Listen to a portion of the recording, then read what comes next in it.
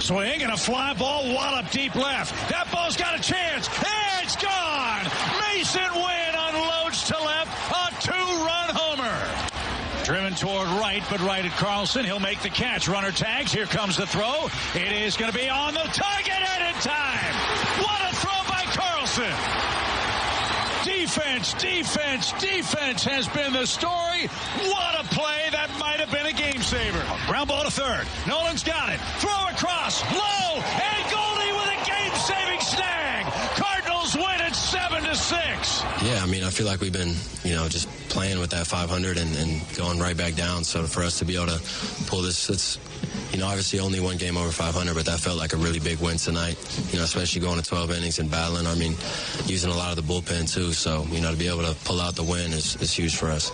That audio courtesy of Bally Sports Midwest as the Cardinals get a much-needed victory last night with Alex and T-Bone. I'm BK. Good to be back with you guys today. The whole gang in studio until 2 o'clock. Alex, there were at least 3, maybe 4 different times where I thought for sure the Cardinals were losing that game yesterday. Because I still have in the back of my memory bank a lot of the thoughts from last year or even earlier this season where you feel like when the Cardinals hit some adversity, you just know, this is going to go in the wrong direction. And last night it didn't. And it really hasn't over the course of the last 5 weeks now. The Cardinals have been playing some really inspired baseball over the last 5 weeks. It has not always been the prettiest. Last night was not always the pretty. It was not a Mona Lisa or a Picasso by any stretch of the imagination. It wasn't a Mona Lisa. All of the She's beautiful too, man. More like finger painting options. Finger painting, paint by they numbers. Won. And they continue finding new ways to win. And a lot of these are really tight games where you've got your butt cheeks clenched for the entirety of the late innings. And last night, the bullpen that has been outstanding so far this season had a couple of hiccups along the way, but they won it. They got to win on the road, and at the end of the season, they don't ask you how, they ask you how many. Alex, what was your biggest takeaway from that one last night? That was a strange one, that's for sure, because that felt like a game that last year's team, 2 years ago, 3 years ago, you're wondering what the outcome was going to look like. I'll give the Cardinals credit, though, man. They continue to put themselves in these tight situations to where they take a lead, the opponent gets it back. You saw that happen in the 5th and 6th, and then you saw it happen in the 8th, to where it was like, the Cardinals, some breathing room. They can close this down easily now. Nope, here's the other opponent. And a normal team, and look, I've fallen victim to this where I do resort back to last year. That team falls victim to this, falls short of this, and we're talking about another loss to the Miami Marlins. They had multiple opportunities to let that blow up in their face when they lit the firecracker, and they found a way to push through. So you give them credit for it.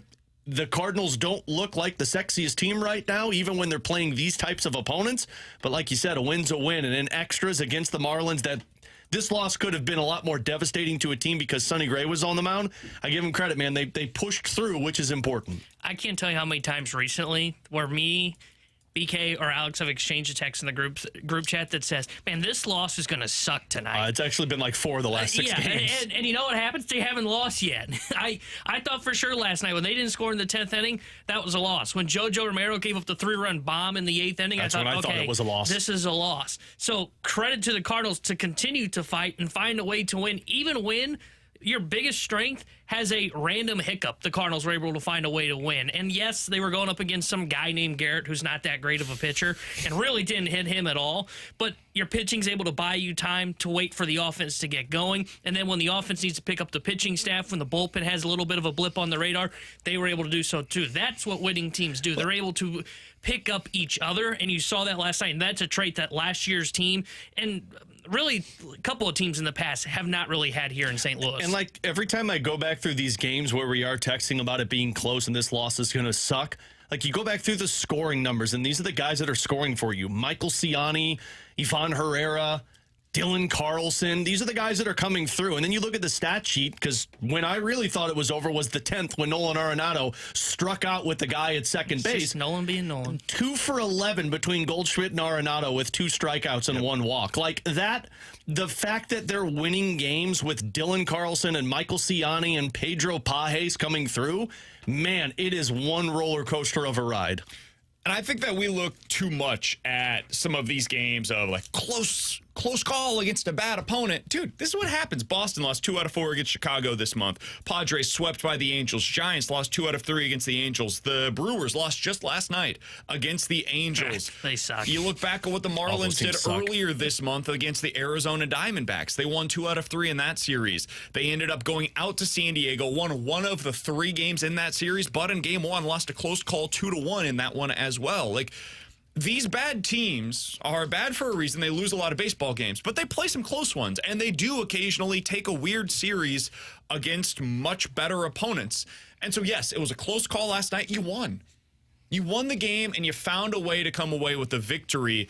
And I'm just, Alex, you referenced it. I referenced it as well. I'm done talking about this team as it relates to 2023. There are no similarities. None. There is nothing that resembles the 2023 St. Louis Cardinals. The 2024 Cardinals are much more similar to 21 and 22 than they are what we saw last year. Now, that doesn't make them a great baseball team. The 2021 and 2022 Cardinals were not great teams. They were pretty good. They were okay.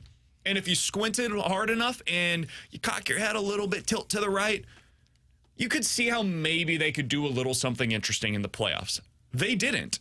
And so I think this gets back to why so many Cardinals fans are still hesitant to buy in.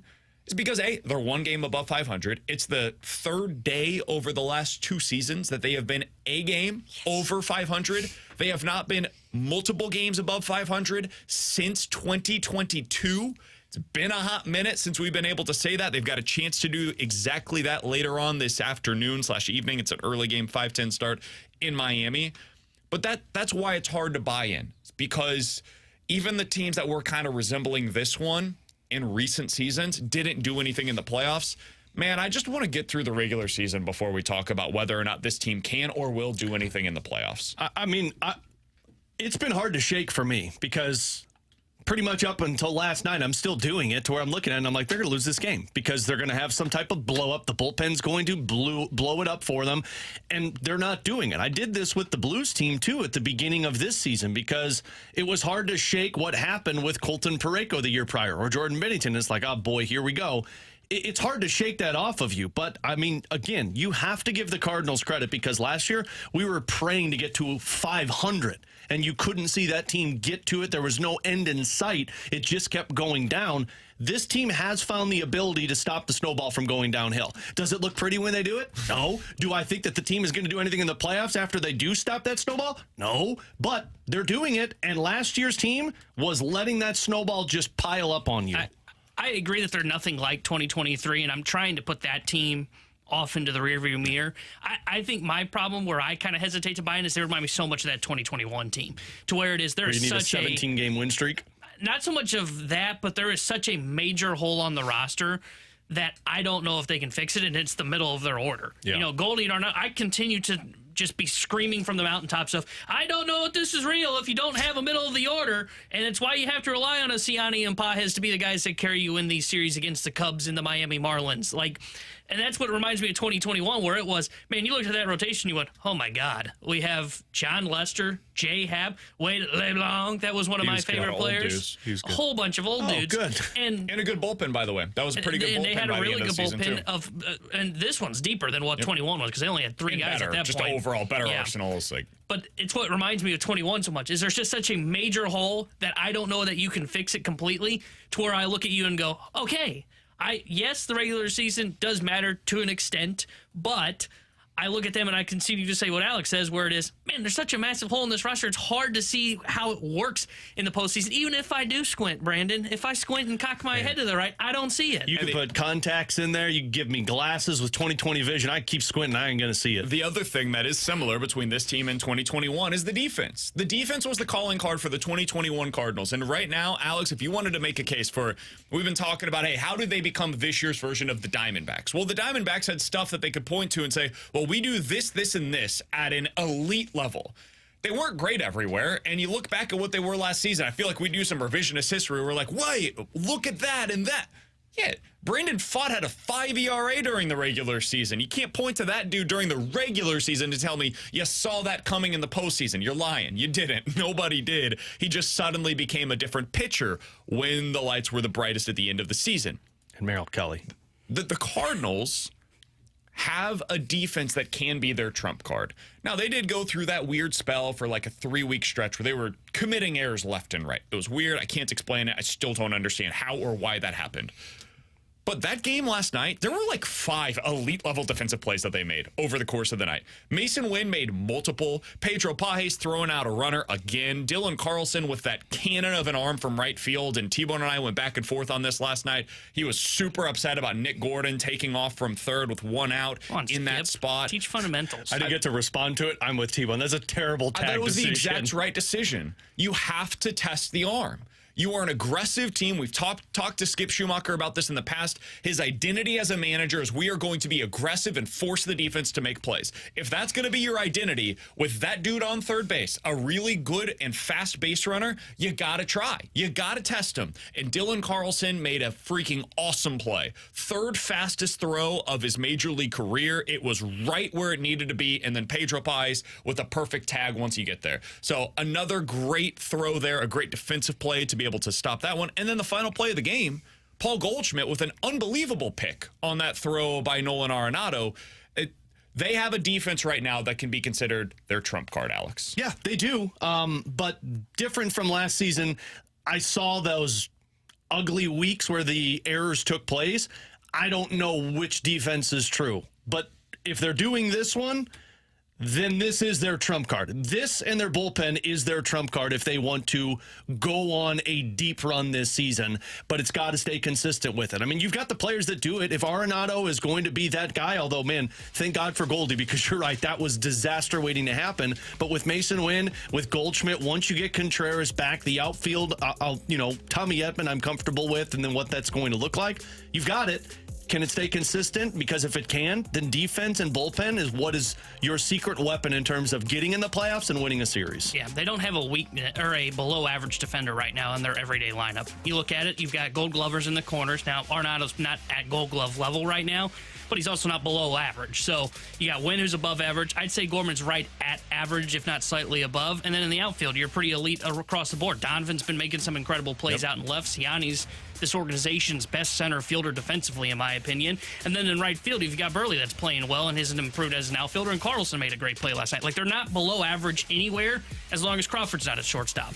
Outside of that, in Herrera at catcher, I guess. But they are above average everywhere defensively, and that can be their trump card. Because you look at some of the teams in the National League, there are spots on their roster where you go, whoa, that's bad defensively. Look at Arizona with Suarez at third base. You know, look at the Cubs at third base, Christopher Morel. They've been pulling him out of games late when it comes to defensive substitutions. So I agree it can be their trump card along with their bullpen, which are the 2 things for me that I feel most comfortable with. With Tanner Hendrickson and Alex Ferrario, I'm Brandon Kiley. You've got BK and Ferrario here on 101 ESPN. If you guys want to get involved in the show, 314-399-9646 is the Air Comfort Service text line. To do so, you can also check us out on YouTube at youtube.com/101ESPN STL. That is where the Graveyard Chat is off and running. So get in over there right now. We have a lot of questions coming in about the Sonny Gray decision last night. Polling him when he had 84 pitches. We'll get into that coming up next. Give you our thoughts on the decision to pull him in that spot and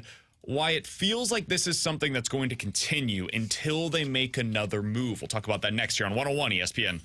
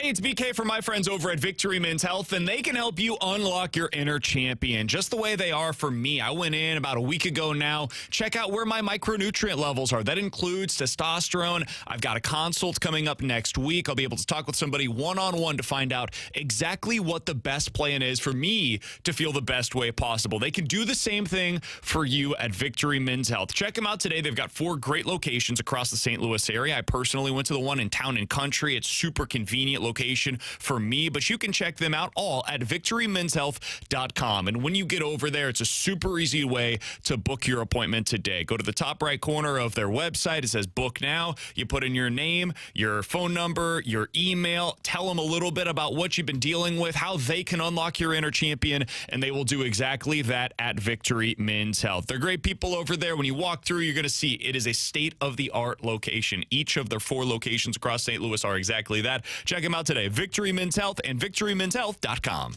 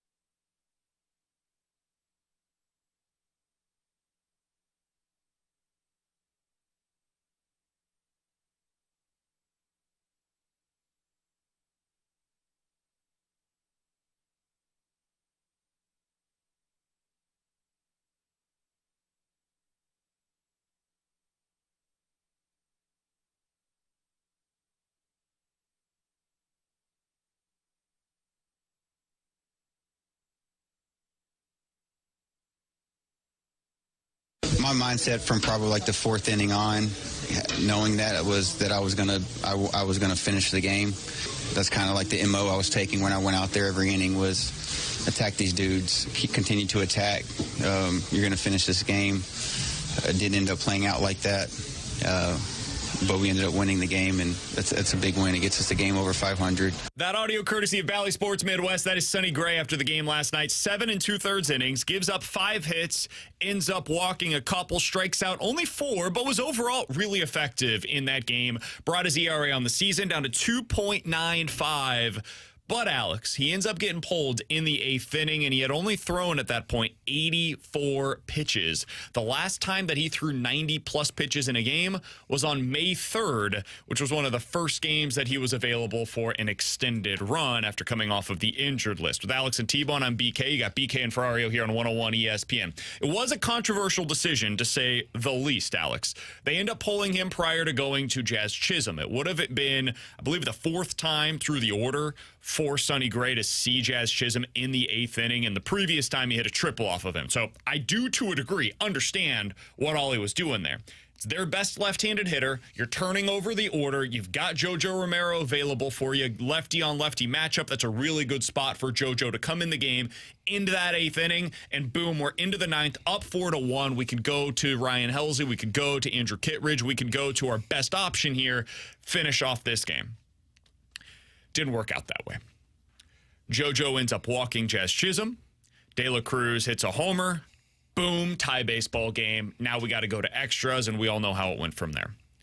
I want to hear from the parties involved first, and then I want to get your thoughts, Alex, on the decision last night to pull Sonny Gray in that spot. Here's Sonny Gray when asked how he felt going into that 8th inning.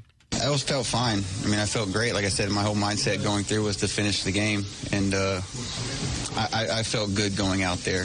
I'm not going to say much else. Okay. Well, that didn't sound too promising. Sometimes what you're unwilling to say says it all. Anytime you finish a sentence that says, that's all I really want to say on the matter, you got more to say. Yeah. It was smart for him not to say anything. No, now say it with your chest. Let it fly, man. I think we know exactly how he felt about it. Let it fly. Now, here's Ollie Marmol when discussing why he decided to take out Sonny Gray in the 8th inning. Yeah, I thought Sonny did a nice job. Those guys had a good game plan against him. He continued to be on the attack. We were down Helsley today, and man, it was a tough decision whether to let him even go back. I know he was at 71 pitches going into the 8th, but that was a long. It's tough to throw 7 innings and then sit for that long in the dugout. If it was, if the hamstring issue wasn't something at the beginning of the year, it's probably easier to do that.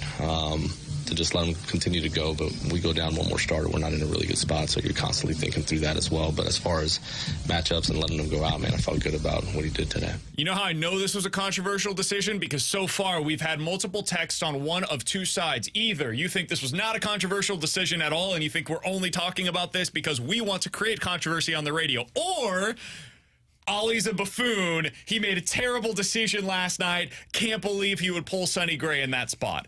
That is the definition of a controversial baseball decision. Alex, I'll tell you my honest to God, like in the moment opinion. When I first saw Sonny Gray leaving the mound, I thought to myself, and I texted you guys, I can't believe he's taking him out right here. And then I remembered who was getting ready to come up to the plate, and that it was Jazz Chisholm, and you've got JoJo Romero available, and this is the perfect spot for him. It's the perfect spot to go to your left-handed reliever, especially JoJo, because he doesn't have significant splits. So you get him for the left-on-left with Jazz Chisholm, fresh arm, new look against him after he had just hit it really hard down the line against Sonny Gray. And then you get him against some righties, and I trust JoJo of all of the relievers in that spot as well because of how good he's been so far this year against right-handed hitters. It didn't work. And sometimes good decisions don't work out. And when you then keep in the back of your mind what he said there, and I think it's super important what Ollie Marmol had to say there of, we can't lose this guy. Every time that he goes out there, we're thinking in the back of our minds, what can we do to make sure this guy stays available for us? And I think that is playing a huge role in some of these decisions lately of, okay, you're at 85 pitches. You gave us a chance to win. We've got a really good bullpen. Let's go finish this game off without pushing you any further. I think that's a big part of why Ollie's making the decisions. You can agree or disagree with that, but I think that's influencing it. After thinking about it more, having the night to really kind of decipher it, I think they made the right call, even though it made me mad in the moment to see Sonny Gray leaving the mound. How did you feel? I didn't like it. I think you stick with your top guy there. And anytime you walk on eggshells around something because you don't want it to break, typically disaster follows. And it does feel like they're treating Sonny Gray like they don't want it to break, which I don't think is a good situation.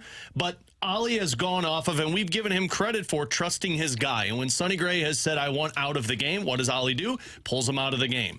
And when Sonny says, I want to stay in the game, in the past, Ollie's been like, yeah, that's my guy. Jazz Chisholm is up there. If Jazz Chisholm, let's say, gets another triple, it's a 4-2 game, and De La Cruz was 0 for 4 against Sonny Gray at that point. So I stick with my guy in that position, especially if his mindset going into that game was, I'm going all the way tonight for this team, and you're in a really good position for him to do that. Yes, Jazz Chisholm had a ton of success. Yes, your bullpen has been dominant. I stick with my guy in that situation, especially if he's telling me I want to stay in the game. Now, I don't think Ollie would have stuck with him to face De La Cruz another time either. Not because De La Cruz had a bunch of success against him, but because at that point, pitch count does become a conversation. Like if you throw multiple, if Jazz Chisholm does get on, now you've got the game-tying run at the plate, and Sonny Gray was almost certainly at 90-ish pitches prior to the De La Cruz at-bat. You're probably going to Kittredge in that spot, if would be my guess. Yeah, and they would have had to have him up. If that was their game plan all along, they probably would have had one of those righties up instead of having JoJo Romero up. So I don't think he would have seen De La Cruz either way. in the moment, I didn't like it because I understand what he's trying to do.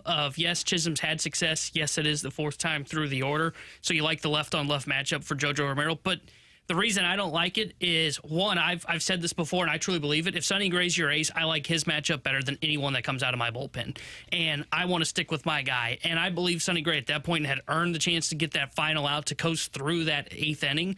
And at that point, you're looking at Chisholm and saying, okay, so even if he does hit a home run here, it's still a one-run game. We've still got the lead in that scenario. So I would like to see Sonny Gray. Now, where it really gets under my skin of the decision is the comment I heard from Oli Marmol there post-game, because that tells me Oli Marmol's managing scared. That's what it tells me. And I understand what he's saying of, hey, we can't lose Sonny Gray, because, yeah, he's right. They can't lose Sonny Gray. I'd also argue they can't lose anybody in the rotation right now because they have no pitching depth. So it does put a little bit of – it irks me a little bit to see that Oli Marmol is kind of managing Sonny Gray a little bit scared. I don't think you can do that. I don't think you can handle Sonny Gray with kid gloves. I don't think you can handle any pitcher with kid gloves, because pitchers are going to break no matter what you do, as we've seen throughout baseball. So I don't like the fact that he is managing these games with Sonny Gray, always thinking in the back of his mind, oh, I got to really worry about like 3 months from now if we have Sonny Gray. I don't think that's the way that you should be managing a baseball game. I think that's a problem. 3 months from now. I think he's thinking about 5 days from now. And I think that's a problem. I don't think you can do that with Sonny Gray. Your ace should take the ball, and you should be able to let him go out there. Especially if your ace is planning in that game to go the distance for you. Fair. I also think it's understandable that he's thinking about it. Because, let's be honest, Sonny Gray has dealt with injuries. Now, last year he didn't, but before that, here's the recent history of Sonny Gray starts per year. 24, 26, 30, 23, 27, 22. Sonny Gray is not a guy that, generally speaking, makes 30-plus starts in a season. The final time that he did it, or the most recent time that he did it, was last year, and he didn't throw 100-plus pitches very often last year for the Minnesota Twins. They did have him on, not a pitch count necessarily, but they were going to pull him when things got a little dicey late in a game. And I think it's kind of smart what they're doing with him. He has a 2.95 ERA for a reason here, because they're not letting him extend himself. And I do think they need to be smart with a 34-year-old guy who, if you lose him for a 3-week stretch, let's say, where he's out for an IL stint and then maybe has to go on one rehab start before he gets back, this team is in trouble, man, because you don't have a fifth starter right now. If you lose another guy, and now I'm having Andre Palante and Zach Thompson starting for a couple of weeks before Steven Matz makes his return, that's not a good place to be as a team, and that is where that snowball effect that Alex was talking about in the beginning of the show, it could start to take place. So I do think it's pretty understandable the way that they're approaching it and the fear that they have, but this is actually a shot towards the front office. What you heard last night, that's a cry for help. That is the same thing that I remember Mike Schilt did when he was the manager here, when we asked him about, hey, are you using these big three guys at the back end of your bullpen too often? He said, yes, I am. Now ask the follow-up question. And then he said, you would ask him, okay, well, what needs to be done? He said, we need other options. We need guys to either emerge or we need to go get some people. And he was begging the front office to get him better options in the back end of the pen so that way he could go to other options. I think Sonny Gray, or I think Oli Marmol right now is begging the front office, we need another front-end starter, guys. This is a team that can win. We have shown you the ability to win. We are now above 500, but we cannot keep operating this way. T-Bone, I think you're right on that. The way that they get away from it is by having a number 2 starter that they can believe in to now have a little more pitching depth and another guy that they can trust every fifth day to go behind Sonny Gray. I think that's where they're at right now. I didn't have an issue with it last night, even though in the moment I was frustrated by it. After thinking about it, I think it was the smart decision. It just didn't work out. It didn't work out in that spot. And I think we're going to have a lot more of these moving forward. And I think that's something that's going to bother a lot of Cardinals fans. Bother the hell out of me. It's a good thing your ace is very fragile right now, because you got a lot to take cover when that injury does take place. I agree that they got to be a little cautious with Sonny Gray, but if they got to be that with everybody. Well, injury is inevitable, too. Like, you can't avoid it, especially for somebody at that age who has a history of injury. It's going to happen at some point. The question is, you can do things to help yourself and absolutely, not push it. Yeah, you could do it to limit the severity of it, but if an injury is going to pop up no matter what, But we don't know that. It feels like it does if you're going to take care of it with kid gloves all season. What do you mean? Like, it feels like if we're going to be limiting this throughout the entire season, you're either going to put yourself in a position where you have to take him out and you lose the game, or he's going to get injured because you've been babying it too long. Maybe. Or because you are doing like last year with Ryan Helsley, right? It felt like, oh, eventually he's going to... he's probably going to get hurt, but can I do things to maybe make it a little better? Can I do things to make it less likely that he gets hurt? I think that's what they're trying to do right now with Sonny Gray. Now, I don't know if it's going to work. I have no idea. Maybe it's better to push him to 100 pitches. That way he continuously is doing this and he gets into the rhythm of it. Maybe. But if I'm in Ollie Marmol's spot, dude, that's the guy. That's the number one most important Cardinal. That is the most indispensable player on this roster right now. If you lose him for an extended period of time, the season's over. It's done. There is no replacing that guy. So if that means having him throw 85 pitches instead of 105 pitches, and that allows him to get further into the season and I get more starts out of Sonny Gray, I'm doing that. Even if it means putting a little bit more pressure on our bullpen, because I've got a bullpen that can cover it. I've got a bullpen right now that I believe in, and I will go to those guys to trust that at the back end, they'll be able to close things down. Coming up in 15 minutes, we'll get to questions and answers. 314-399-9646 is the Air Comfort Service text line. But next, let's get to Jeremy Rutherford, Blues insider for The Athletic. He was out at Doug Armstrong's media availability yesterday. He had some updates on how they plan to approach this year's draft, what Alex Steen's sway is in the Pavel Buchnevich decision, and he had some interesting comments about offer sheets and buyouts. We'll ask JR about all of that coming up next here on 101 ESPN.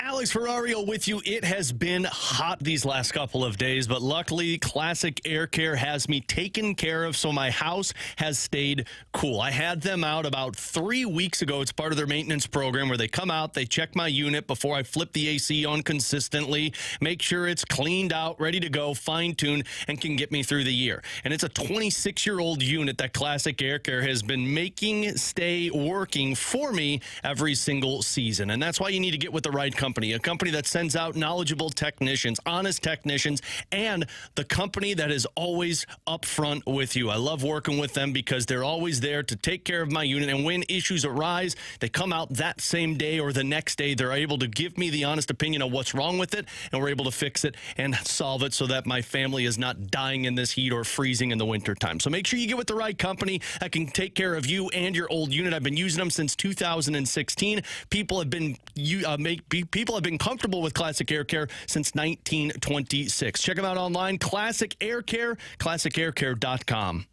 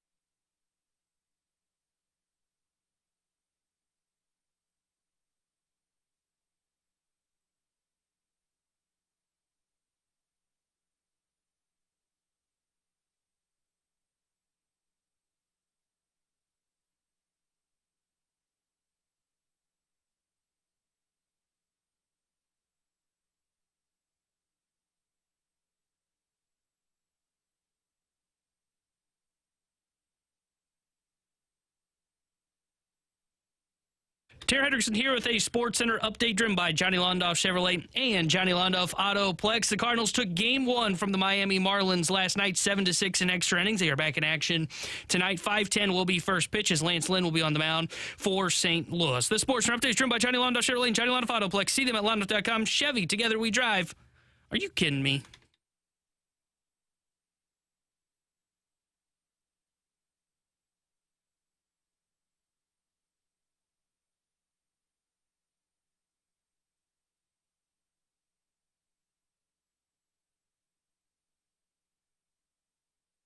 With Alex and T-Bone on BK, you got BK and Ferrario here on 101 ESPN. Happy to go out to the hotline to be joined by Jeremy Rutherford, the Blues insider for The Athletic. I was able to see JR in person yesterday as we went out to the Doug Armstrong media availability. JR, appreciate the time as always, man. A lot of interesting stuff in that conversation with Doug Armstrong. Let's start with the most pressing thing this offseason, which is Pavel Buchnevich and his future with the team. He did give us a little bit of an update on where things stand with Buch, not in terms of the negotiation. They can't really do much of that until July 1st. But based on kind of reading the tea leaves, JR, what do you think the Blues' level of interest is in re-signing Buch long-term? Yeah, first of all, bone to pick with you. You got to quit coming out to those media availabilities. You got that young, studious look with the glasses, asking the good questions. Like, come on. If you're going to come out and sit with us, you got to look like a sports writer. Just call him a nerd, JR. That's what it was. Like, come on, about BK. analytics yesterday. Of course you did. I heard it. Believe me. And I heard Armstrong laugh and say analytics. Oh, geez. No, he did say that's above my pay grade, which I appreciated out of him. Yeah, we snoozed through that question and then had to wake up for the next question. The beat writers are like, God, tell this kid to shut up so we can ask our questions. But no, it was a lot of good stuff, guys. And let's start with that. You asked about Pavel Buchnevich. I thought Doug Armstrong, I know he gets a lot of credit for his honesty. I thought he was in a lot of those topics yesterday, including Buchnevich. He said, yes, we met with his representative in Buffalo. Both Doug Armstrong and Alex Steen have talked to the representative and Pavel Buchnevich. As you mentioned, he can't sign an extension until July 1st, but they're getting the ball rolling on that. And where he was honest, I thought, is he said that, look, Pavel Buchnevich wants to know where do the Blues stand in terms of what level they want to compete at the next couple of years. And he said that Doug Armstrong, have to be the one to tell him what we're going to look like for the next 2 years. And then it's up to Alex Steen to tell him what he looks like, what the team looks like after that moving forward. So you have a situation here, and there's going to be a lot of questions that come up because of this succession plan. What do things look like moving forward? And they're going to have to answer a lot of questions from two different points of view, from Doug Armstrong and from Alexander Steen. So we'll see where that goes, but Doug Armstrong laying the groundwork yesterday for us out there at Centene. I did find his answer really interesting, JR, and just the whole scenario is really intriguing to me because, there is a lot of uncertainty if you're Pavel Buchnevich, who at this point of his career, you want certainty. And I know his agent basically told Army and Steen that, he wants to play highly active hockey, which means he wants to be competitive. Thank you. He wants to play playoff hockey. And with the uncertainty of the general manager and what the team looks like in 2 years, with the uncertainty of, you've got a coach for 2 years, who knows what that looks like. And then, of course, the roster, it seems like it's going to be a tough sell for Doug Armstrong and Steen. Yeah, I think it is. And Doug also being honest when he said, guys, you probably heard him say that, he's not necessarily going to be in lockstep with Alexander Steen in some of these situations, and the Buchnevich contract situation, perhaps one of those. The last thing that Alexander Steen wants to do is tie up a lot of money and some long-term in these contracts right out of the gate. So, they have to be, even though there's two different points of view, they have to be in sync with each other, I think, for Alexander Steen to be able to inherit a situation that he wants when he takes over in 2 years. That Buchnevich contract, could be as long as 8 years. I thought it was interesting when Doug said, Pavel's he's going to be 30 when he signs this new deal, and that next contract could take him to his mid-30s. It sounded like Doug was giving him a 5-year deal there as opposed to an 8-year deal. Yeah, I thought that was really interesting. He also kind of stopped himself. He was like, it's going to take him to his mid-30s, which was an interesting way to frame that. JR, the other thing that he brought up was an offer sheet, and he was asked about RFAs, and I think I was the one that asked him the question, and I asked him about potentially trading for one, and then he himself brought up the idea of an offer sheet, which we almost never see in the NHL. And for people that aren't familiar with the way this works, when a player becomes a restricted free agent, they're technically eligible to negotiate with other teams. They can offer sheet them, which is basically sign them to a contract, and then their previous team is able to either match that contract or say, you know what, we're not going to match that, and they'll get, depending on what the compensation is salary-wise, some kind of draft pick compensation in what it essentially amounts to a trade. Do you think there's any chance that the Blues would actually do that? There's been 2 in the last 25 years. Yeah, there's not been a lot. And so let's take a look at this for 1 second. The reason you haven't heard a lot about offer sheets in St. Louis the past X amount of years, guys, is because the Blues weren't really in a position where they needed to offer sheet a guy. And here's the reason. They were a competitive team for the last 10-plus years. They were tight against the cap. When you go out and make an offer sheet, you know, let's say you're offering a young player, 22, 23 years old, who's a restricted free agent. They can't come to an agreement with their current team, so another team swoops in, gives them that offer sheet, they sign it, then their current team, like you said, has the ability to match if they want. Well, the Blues really weren't in that position. They weren't looking for that type of player. And another part of that is when you do sign a player to an offer sheet, that other team has a week to respond, so it ties up your money for a week. So if on July 1st you're offer sheeting a player, you know, you got to account for that money for the next however long it takes that team to decide whether to match. And so the Blues just weren't in that position.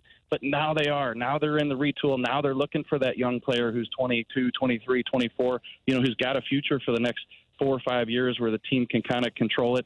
And you can give them a contract. Now the Blues going to have some salary cap space the next couple of years as the cap goes up, and they hope to shed some contracts. So I think that what Doug said yesterday is right. He said that, you know, they've been kind of taboo over the years, but he said that they're taboo when they don't work. If you do your homework, like he said he plans to do, they could work. I don't know that they'll do one, but I think they'll explore it. I think there's some interesting names on that situation, JR, but here's the part for me. It's a sticky slope to play with because if I remember correctly, what was it, 2008, the Blues did an offer sheet for a Vancouver Canucks player, and then the next year, the Canucks did an offer sheet on David Backes that the Blues had to match. So if you do an offer sheet, a team is on alert to where they can throw an offer sheet to try and screw up another team, and don't look now, but Jake Neighbors would be a restricted free agent ready for an offer sheet next season. It happened with Montreal and Carolina. Yep. That was and Shea Weber, too.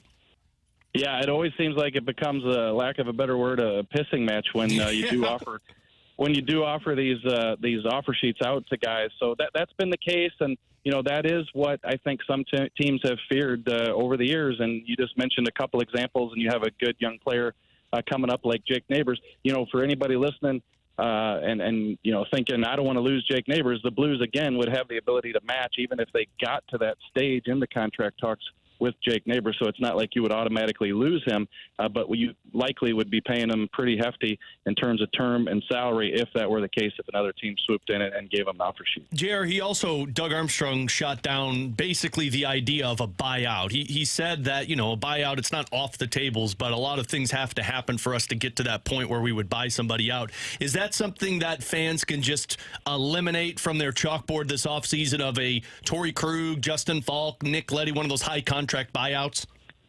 I wouldn't completely eliminate it. I think that what Doug said yesterday is it's not on the front burner right now. You know, and I think we go back a couple months when he wrapped up the season and we asked him about the buyouts, and he said, you know, anything's possible. I think that was kind of noteworthy because in the past, you know, Doug has never bought a player out, you know, since he took over in 2010. So you don't think that that's something he wants to do. And when he comes out and says anything's possible, I think you take note. But yesterday, not on the front burner. You guys, I keep going back. You know, I try to keep this as simple as I can with the buyouts because I know it gets confusing. And basically, let's just use Torrey Krug, for example. The Blues owe him $21 million remainder of his contract. And to buy him out, you're paying 2/3 of that. So you're paying 14 of that $21 million. And then he moves on, and that $14 million is going to count for double the length of the contract. So he's got 3 more years left on the contract. That cap hit is going to go for the next 6 years, and it's minimal. It's $2-point-something million, but it's still a hit, a ding on the salary cap for the next 6 years. So you know, he sounds like saying yesterday that it's nothing that's on the front burner, but he did say anything's possible. You don't know what's going to happen the rest of the summer. Chair, it doesn't make sense to me to do that just because, like, What are you getting that cap relief for right now? If this was a team that was up against it, I could understand why you would go down that path. But what you're really doing is you're kicking the can down the road. You're putting that salary on a credit card. So over the next 6 years, you're paying $2.5 million per year instead of paying $6.5 million for the next 3. And this team just doesn't need that relief right now. Like, they're in a place where the salary actually is not a problem for them. It's a matter of getting good players in here that they need to worry about. So there's probably been other times in the past where it would have made more sense, but I can't see any reason for them to buy a player out this offseason. No, it's a great point. I agree. And I think the situation, and again, we're just using Torrey Krug as the example here, just because of he's one of those guys with those long-term contracts and one of the guys on the roster that's underperformed. But you look at his situation, and he's got those 3 years left. It's a tough contract and player to trade, and if you can't do it now, if the Blues aren't going to be a Stanley Cup contender or potentially a good playoff contender the next couple of years, let another year or two come off that contract, and then maybe you're able to trade them with 1 year left. Maybe there's a team out there that looks at 1 year term, hey, veteran player, we'll take them on, as opposed to 3 years, and you can make that deal, and then you don't have that cap hit for the next 4, 5, 6 years, depending on when you would buy them out. So, to me, I agree with you. I think it makes sense to let this thing play out. Try to trade a player in that situation, or just let the next couple years play out. Jeremy Rutherford is the Blues insider for The Athletic. You can read his piece right now. It's up at The Athletic, breaking down all of the other things that Doug Armstrong had to say yesterday. Talked a lot about this year's upcoming draft. So if you've got any thoughts, any questions about, hey, what's the Blues process right now? Where are they at? What are they looking for in this year's draft? You can read all of that over at The Athletic. Appreciate your time as always, JR. We'll talk with you again next week, my friend. Yep, thanks, boys. You got it. That's Jeremy Rutherford joining us as he does each and every Tuesday here on BK and Ferrario. Alex, we're going to talk a little bit about the offer sheet stuff coming up in the 12 o'clock hour. But, man, if they're serious about this and they really do want to consider giving one of these younger players a real offer sheet, there's some good players that are hitting the market this year via restricted free agency. And the Blues are not expected to play in UFA for the most part. I don't really want them to. This is a much more compelling list of players. They're young, they're talented, they're going to cost a decent amount of money, but some of these teams are in tough spots. Like Nick Robertson would be one that we've talked about as a trade candidate many times.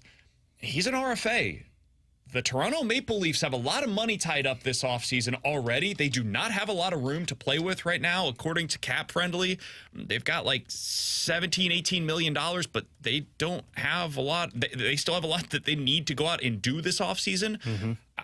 He's somebody that I would have at the front of my mind of like, hey, could he be a candidate for this team to go out there and try to acquire via an offer sheet? Yeah, I think there's a lot of guys. I think you have to pick and choose where you're going with this, though, because you do have to find the teams that are in tough cap spots, because like you can't offer sheet the Detroit Red Wings with Moritz Seider because they're going to match whatever that is, and you're just going to piss the team off to where they do it to you on the other side.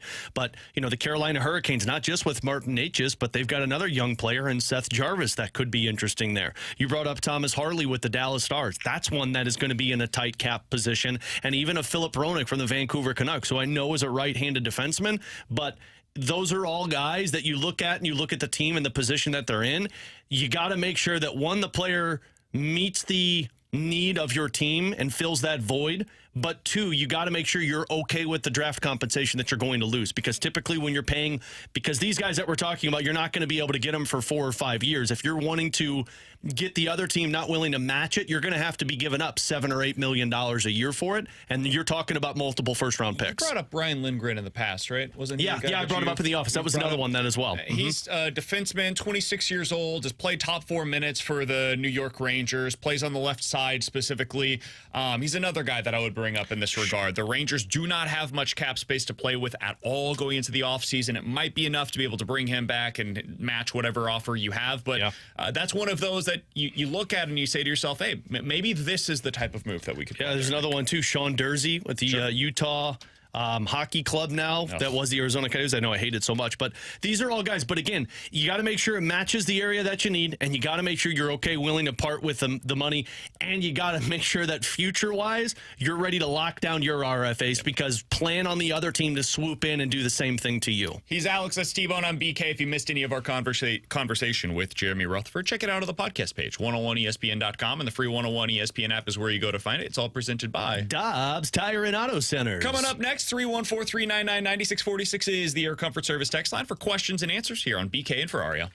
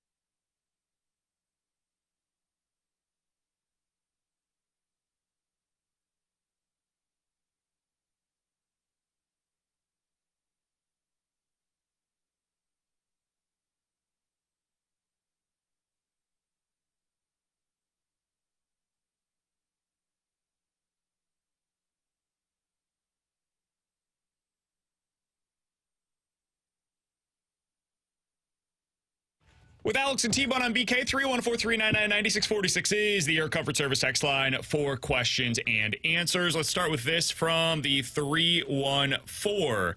Guys, what is the updated circle of trust for the Cardinals bullpen? This is something we'll probably have to do here in the not-too-distant future. We do it like at the end of each month. It's kind of what we've done so far this year. Well, T-Bone and I look like idiots. Leahy's out. Yeah. He may not be here much longer. I would say right now, Fernandez, Helsley, King still in it for you guys? I'd say yeah. King, Kittredge, Libby. Did we put Roycroft in it? No, he wasn't up yet. I think he might Romero, take Leahy's spot. Probably Roycroft. 7. Oh, I wouldn't put Roycroft in after his last Really? outing. He walked 4. That's okay. 4. That's not so bad. That's a lot. We put Leahy in. Like, I know, but he didn't ever walk 4. Yeah, but he gave up a ton last of time runs. That's kind of the MO of Roycroft is Helsley, command Kittredge, issues. Romero, Fernandez, Libby, King, and you guys put in Kyle Leahy. We, as a group, put in Kyle Leahy. It was I'm a not vote. claiming that one. Well, Leahy's gone. We Take as the a credit, pass the show blame. put him in. Yeah. I would not put Roycroft in yet. After that last outing, because that's kind of his MO, is he can have command issues. I'm a little hesitant to do so. I mean, if you were doing it with Leahy, damn well better. No, he never walked 4. That's what I'm saying. If we did it with Leahy, He also never had the stuff that we've seen from Roycroft. It was the one bad game. We've seen bad games from everybody. I don't care how good your stuff is. If it doesn't paint the strike zone, it's not that good. Okay. He hasn't walked anybody in the 4 previous outings and one bad out. Now he's up to 4. T-Bone's doing an Alex. No, and now Alex is playing the do not T-Bone. It's support amazing. Chris It's amazing. Roycroft. From the 314. Put Leahy in with me, man. Guys, when Contreras returns, is that what pushes Arenado further down the lineup? Should. I don't think it will. I think they put Contreras right in between them. Dude, at some point, they've got to make a decision to... Hey, man, if you're not going to move him after going 0 for 6, you ain't moving him. I think the problem right now is like, okay, who are you going with in front of him? Like, yes, sure. Pedro Pais, obviously. For who? And that becomes a really difficult question for me to answer because there's nobody that's like really taking it or running with it. It would have been Nolan Gorman previously where it's like, hey, lefty, righty, I don't care. Put Nolan Gorman above Nolan Arenado. He should be your cleanup hitter.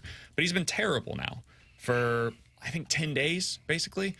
So I can't say him. You could argue Brendan Donovan. I think Donovan's been a better hitter than Nolan Arenado over the past month, so maybe that's where you want to go with it. But otherwise, it would have to be when Contreras gets back. And when he does, yes, he should be hitting ahead of Nolan Arenado. No doubt about it. Yeah, I think when he is healthy, you're looking at what they've got 1-2 right now, Winn, Burley. I would put Contreras 3. I would too. And I would put Goldie 5.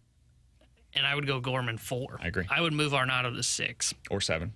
I would have him 7 to split up the righties. That's fair. And have Donovan hit 6. Mm-hmm. Yeah, that's probably their best way to go about it when Contreras comes back. And again, it's the right move, but it's a hard sell. I said this, last week, 2 weeks ago? I think it's the hardest thing Ollie Marmol's had to do as a Cardinals manager. And plan for that to blow up in your face. And we'll find out how good of a teammate Arenado is. If Arenado's as good a teammate as he says, he'll move down to 7. From the 314, guys, A.Z. Jackson just got traded for St. Louis City SC for GAM money. Yes. I think that's big. It's basically, so the guy that they're getting over as a transfer, Rockio explained this to me yesterday. Did he yell while he was explaining it to you? City had to give GAM money to Columbus to be able to acquire him because Columbus had his rights. And you can't technically make a straight swap because you can't make this deal until July.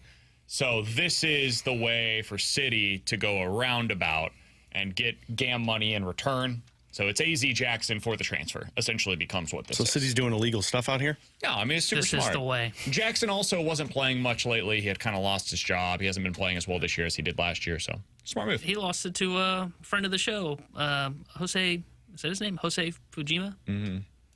All right, I couldn't remember if I was saying his first name right. Fujima. He's been playing pretty well lately, by the way. 314-399. Got that BK and Ferrario bump. They stink anyway, so who cares? Yeah, they do. They can't win. It's not going well, to put it lightly. All right, 314-399-9646 is the Air Comfort Service text line. In 15 minutes, Army gave an update on where things stand with Pavel Buchnevich, and I think Alex and I had very different reads on this. We'll get into it coming up in about 15 minutes or so, but coming up next, I realized something today when we were talking in the office. I don't think the regular season seems to matter anymore for local markets in Major League Baseball. How did that happen? Why did it happen? And is there any way for us here in St. Louis to fix that? We'll talk about it next year on 101 ESPN.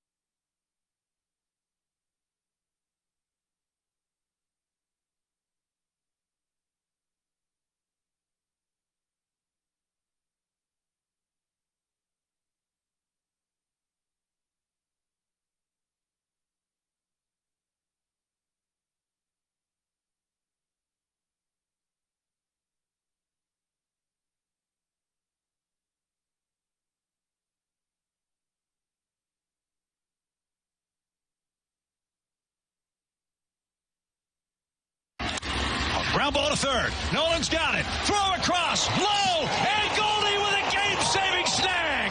Cardinals win it 7-6. The Cardinals are a game above 500 for the first time in a couple of months. It's only the third day, yes, day, over the past 2 seasons in which the Cardinals have been a game over 500. They have yet to be 2 games over 500 since the end of the 2022 season. With Alex and T-Bone, I'm BK, that audio courtesy of Bally Sports Midwest. Alex, this is what I love about baseball, is that it is a bit of a roller coaster ride of emotions. You go through the day-to-day, and you live and die with your team on every pitch.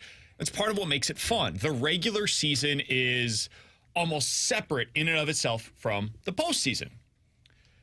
But Alex, society has changed. We as people have changed. We want everything to be right at our fingertips. We want instant gratification. And I'm not saying that you shouldn't want these things. This is the way that the world is nowadays.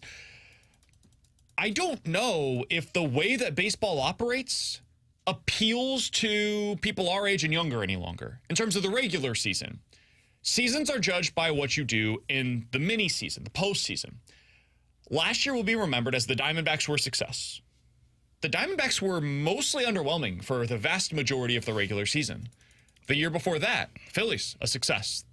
A few years ago, the Nationals, huge success. 2021, Braves, huge success. But for the vast majority of those individual seasons, those teams were viewed locally as underwhelming or disappointments relative to what expectations were in those individual seasons. They get into the playoffs, they make a run, and boom, everything comes together. Alex, does the regular season matter anymore? Because it hasn't mattered for a long time nationally in baseball. Like, people here, for example, don't care all that much about what's taking place with the New York Mets or the Kansas City Royals or the Seattle Mariners. It doesn't matter. It doesn't rate nationally. That's why ESPN baseball, it doesn't draw the ratings that it once did. But locally, it still mattered. Locally, the regular season really plays, especially here in St. Louis. And the more that I talk to Cardinals fans, the more that I hear from you guys in our office prior to the shows and kind of go through what we want to do each individual day, it feels like people's stance on this team, and it's been this way for a while, is basically, yeah, okay, so they're a fine team. They'll probably get into the playoffs. Let's see what happens then. Because the regular season doesn't matter. It's judged on what they do in the postseason. Fair. Does the regular season matter in your opinion, Alex? To me, it doesn't. To me, and if I was a fan of a team that had no postseason aspirations, that didn't expect to do any damage or even make the playoffs, the regular season would matter because you can go above and beyond what my expectations were for this team.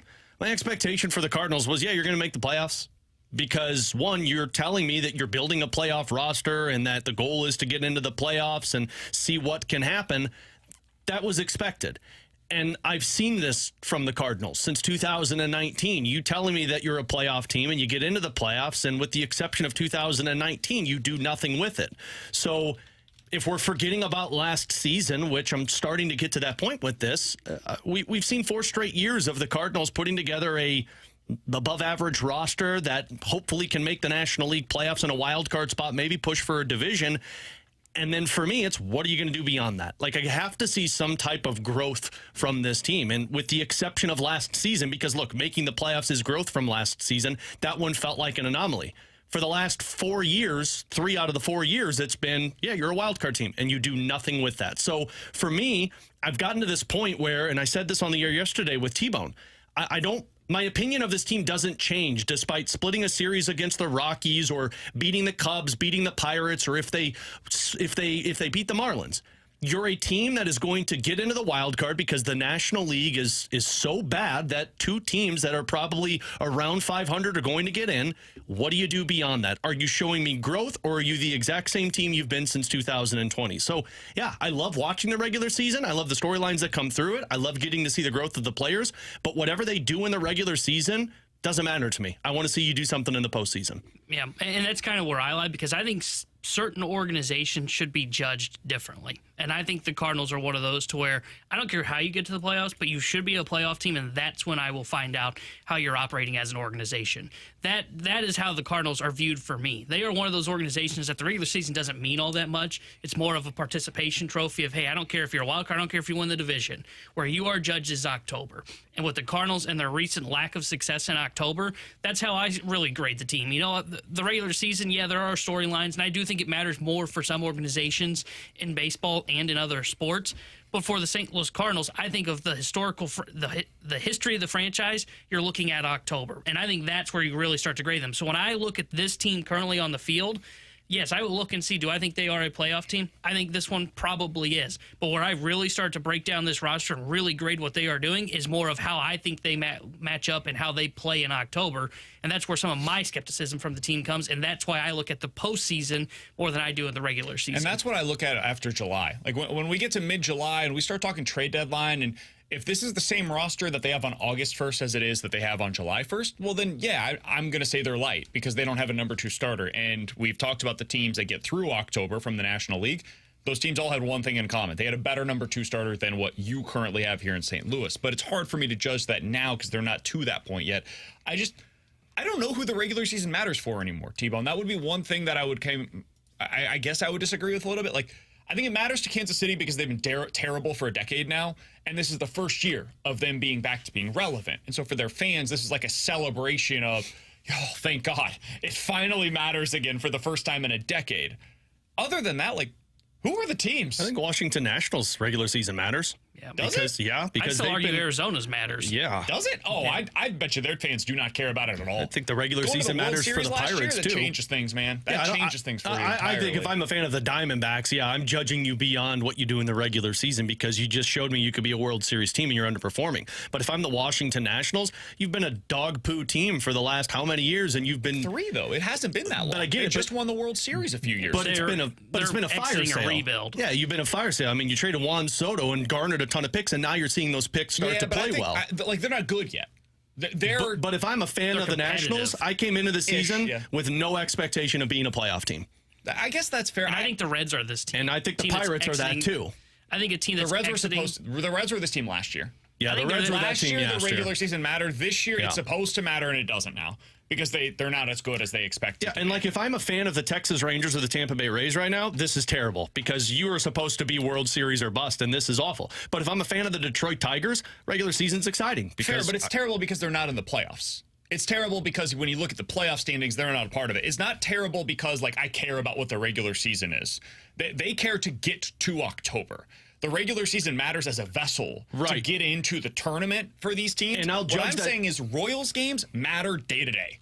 Like fans that are watching that Royals team right now are invested in those day-to-day games because every game feels like life and death. And that's where I feel like the Washington Nationals are. Man, I don't feel like that at all. I would imagine if you're a Nationals fan, you're watching for the development because their team is not even close to fully formed right now. Like they're not in contender mode yet. The Royals pushed. The Nationals didn't get there. I think there's maybe 3 or 4 fan bases across, like the Orioles. Orioles, it matters.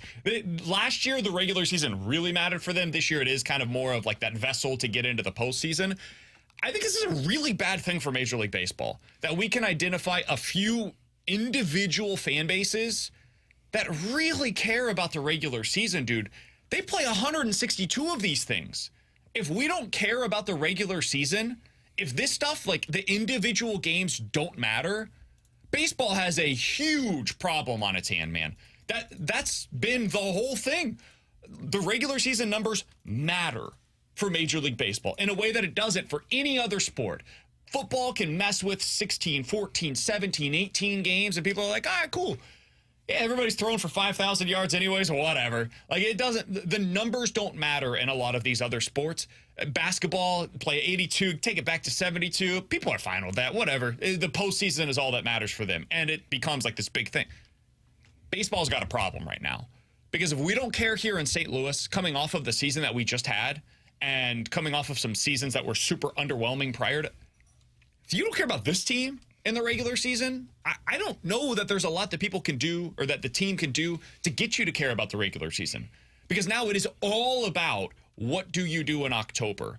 And I know teams are judged by that, but dude, you think back to those early 2000s team, even the early 2010s teams, people cared during the regular season. And I know they were a little better for the most part than what you're watching right now. But even when they weren't, even when they were going through seasons where they were just solid, it felt like it mattered in a way that it doesn't right now. And I don't know how they change that if they can. If I can just localize it, like just for me, because I am probably the most pessimistic on the regular season than most people, if you would have put together a roster that showed me you were going for a World Series, I think I'd be a lot more invested in the regular season, all right? I'd care a lot more about the regular season because there's that push of being the best team in the National League. There's that push of competing with the Phillies and the Dodgers, and I'm judging every single game of how you compete with that. I think where this team fell off in terms of that is we saw the roster that they put together. The offense looked great, but the pitching was very underwhelming. You looked like a wild card team. And so if you look like a wild card team and then you give me the season that baseball has put together of all of these National League teams, I mean, the two teams that are sitting in a wild card spot right now, their run differential is a -59.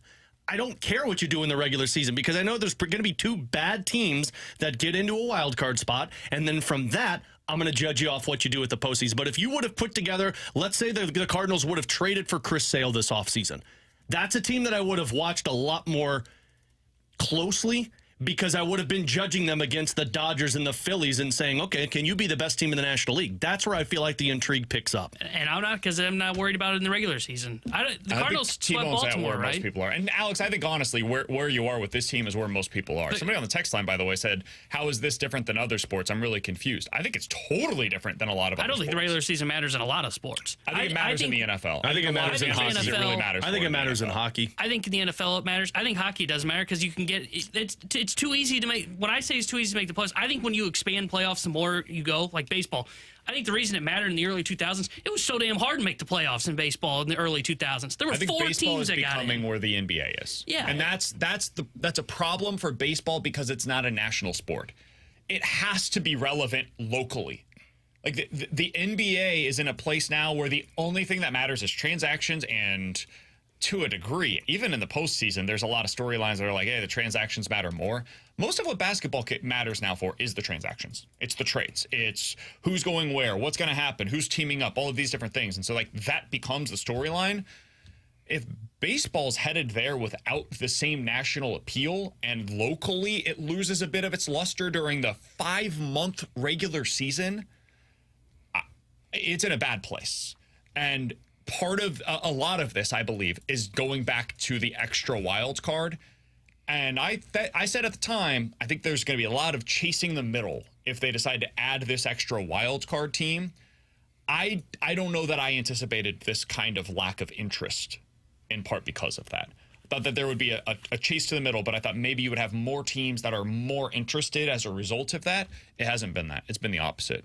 It's just been a lot of teams that don't care. And now you get into the postseason and let's see what happens. It's a weird place for Major League Baseball to be. All right, in 15 minutes, we'll talk to Craig Mish about what he's hearing when it comes to the trade market. He's based in South Florida. Jesus Luzardo, expected to be one of the top starters on the market. We'll talk to him about that coming up at 12:30. But next, Doug Armstrong gave an update on where things stand with Pavel Buchnevich and why he thinks an offer sheet could be a legitimate option for the Blues this offseason. We'll tell you about it next here on 101 ESPN.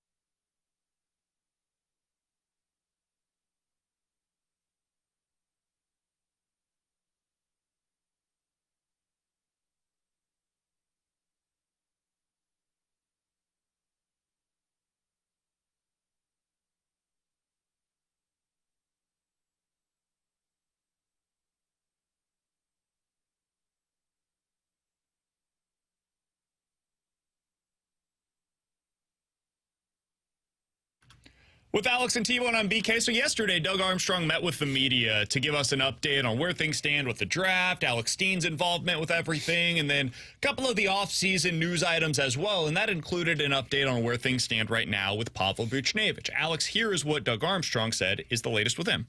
I met with his representative in Buffalo with Alex. Alex and I have had conversations with both of them recently.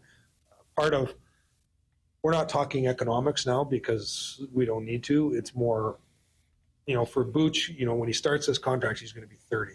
And we have to provide him information where he wants to be between 30 and mid-30s, whatever that term is. And now he has to weigh two different, he has to weigh what I believe the next 2 years, then he has to talk to Alex about what he believes moving forward. And there's synergy between what Steen and I think, but we're not lockstep in everything. And I think that's good. He has a vision of what he wants to do and how he wants to do it. And so they have to have those, and they've had those conversations of what Alex wants to see and what I want to see over the next 2 years and what Alex wants to see moving forward. And does it correlate to what he wants out of his career? So that's what he had to say yesterday on the update. I did find it really interesting that he's met with both Army and Alex Steen and asked them separate questions to find out, okay, what's the immediate plan? What's the long-term plan? It's smart. If I'm in Pavel Buchnevich's spot, that's exactly what I would want to do as well. So for him and for his representation, I get why they would do that. Alex, when you heard that, that's a lengthy update, all things considered, from Doug Armstrong on the Buch negotiations. What was your takeaway from it? I didn't feel very confident that Buch is going to be back with the Blues. How come? And here's why.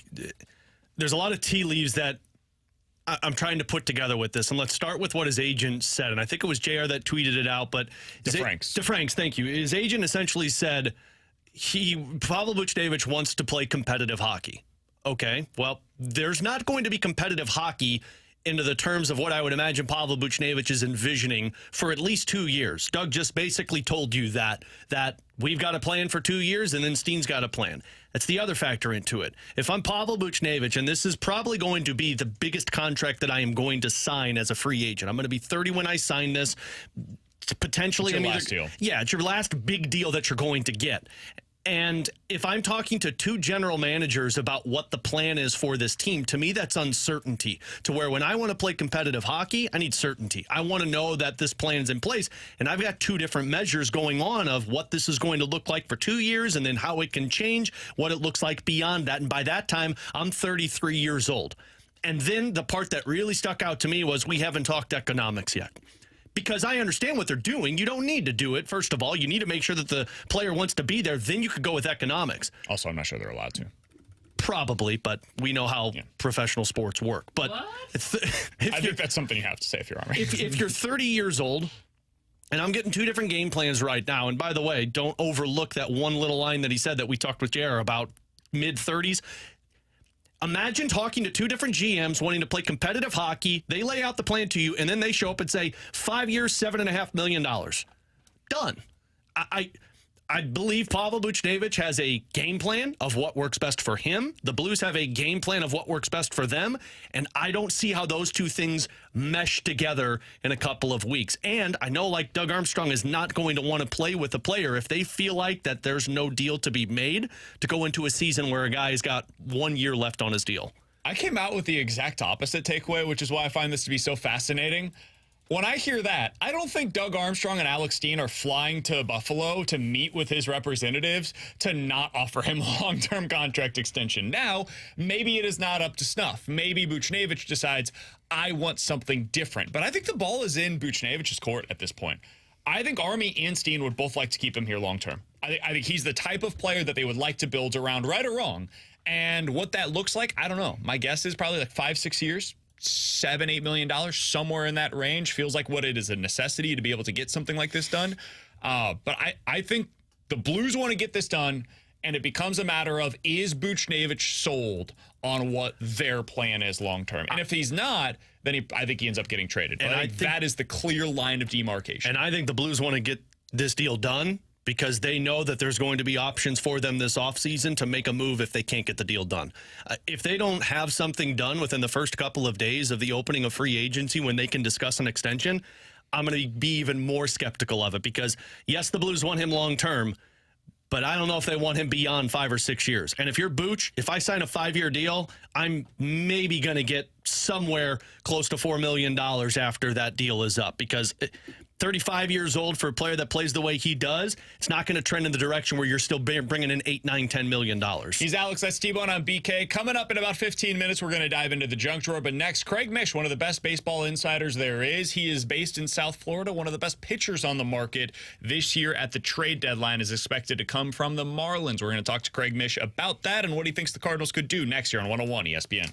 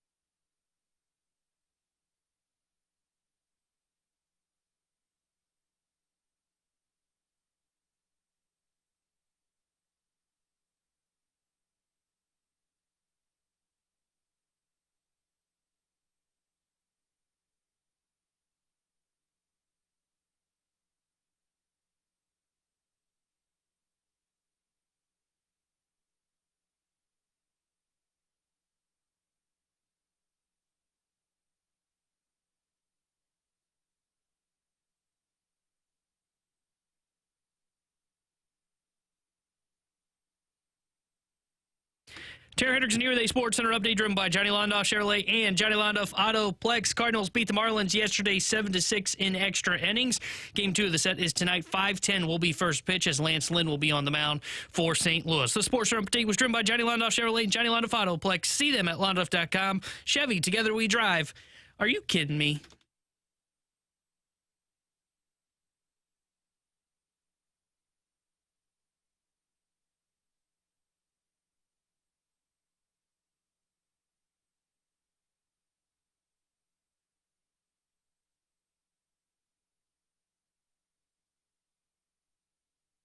With Alex Ferrario and Tanner Hendrickson, I'm Brandon Kiley. Happy to go out to the 101 ESPN hotline. It's been a minute since we've been able to catch up with Craig Mish. He's an MLB insider with Sports Grid, and you can follow him on Twitter at Craig Mish. He is based down in South Florida. He has to, unfortunately, watch this Miami Marlins team more often than we do, which is just for this series. Craig, we appreciate the time as always, man. How you doing today? I'm good, Brandon. Thanks for having me. Hope you're well. Absolutely. Happy to have you on. What happened to this team, Craig? Last year, they were one of the more compelling stories in baseball for the first half of the season. How did we get here with this Marlins team? Yeah, it's like a long, complicated story that would probably be more interesting for talk radio here than there. But you know, a transition was basically made in the offseason. The organization took a turn by, you know, basically looking at the club and the success that it had last year, a little bit in disbelief, looking at it as if a lot of luck was involved in it. And in order to get back to that potential luck again, they simply were unwilling to go back down a road financially in signing, you know, significant free agents to help the club again, because there had not been a lot of success in the previous year with that. Meaning they signed, you know, Johnny Cueto and Gene Segura and, you know, obviously Garcia a few years ago, and they just wanted to go about it a different way. And that different way did not include Kim Ng, the general manager who was there last year. In a sense, they were, you know, going to bring in a president to do things differently.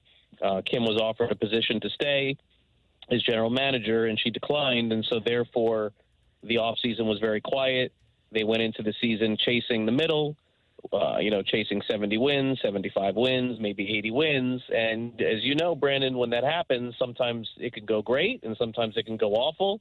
And it went awful, and that's where we're at. Yeah, we saw awful last year in St. Louis, Craig, as the Cardinals were chasing the middle, and now we're hoping to see a little bit more great with a little bit of a difference from last year. So I think Cardinals fans are hoping that transition continues for the Marlins, Craig, because Jesus Luzardo is the one that I've heard a lot of Cardinals fans bring up because that's a trade candidate, that's a number 2 that can really fix the rotation. Is he going to be the best available pitcher on the trade market this deadline? I don't know, and I'm not even sure. I mean, I understand how from the outside looking in, you could look at last year's numbers that he had and certainly view him as that and even a potential ace, but he has been nowhere near that this year at all, like not close, and has had a lot of different injury issues.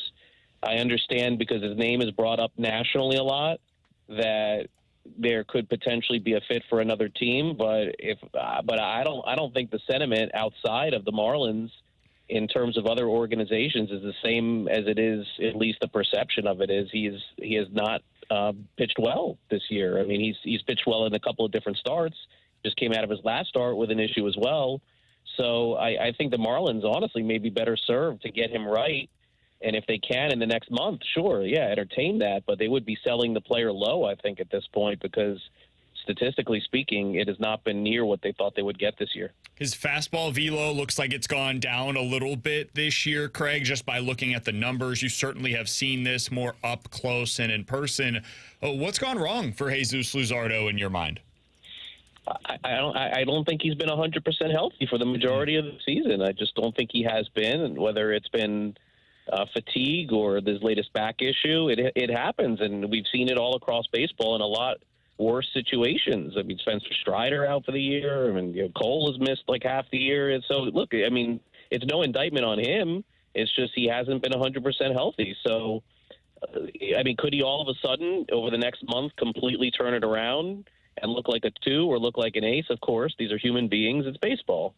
But if I was an opposing team right now, I would certainly target him and hope that he comes back to who he was, but I certainly would want to see a little bit more before I made that decision. Craig Mish is our guest here on 101 ESPN. Craig, you're based down in South Florida, so you certainly have a keen eye on the Marlins, but you also keep your eye on all of Major League Baseball. And as we are now about 6 weeks away from the trade deadline, I'm curious, there's not many teams that feel like they're legitimately out of it because of this third wild card, and frankly, because the National League just isn't very good this year. Who do you think the biggest sellers are going to be at this year's deadline? Well, it would be the teams at the bottom. I mean, the low-lying fruit is to say the White Sox, the Rockies, the Marlins. I mean, those are the three, I believe, the worst records in baseball. I think Oakland, is probably going to be right there.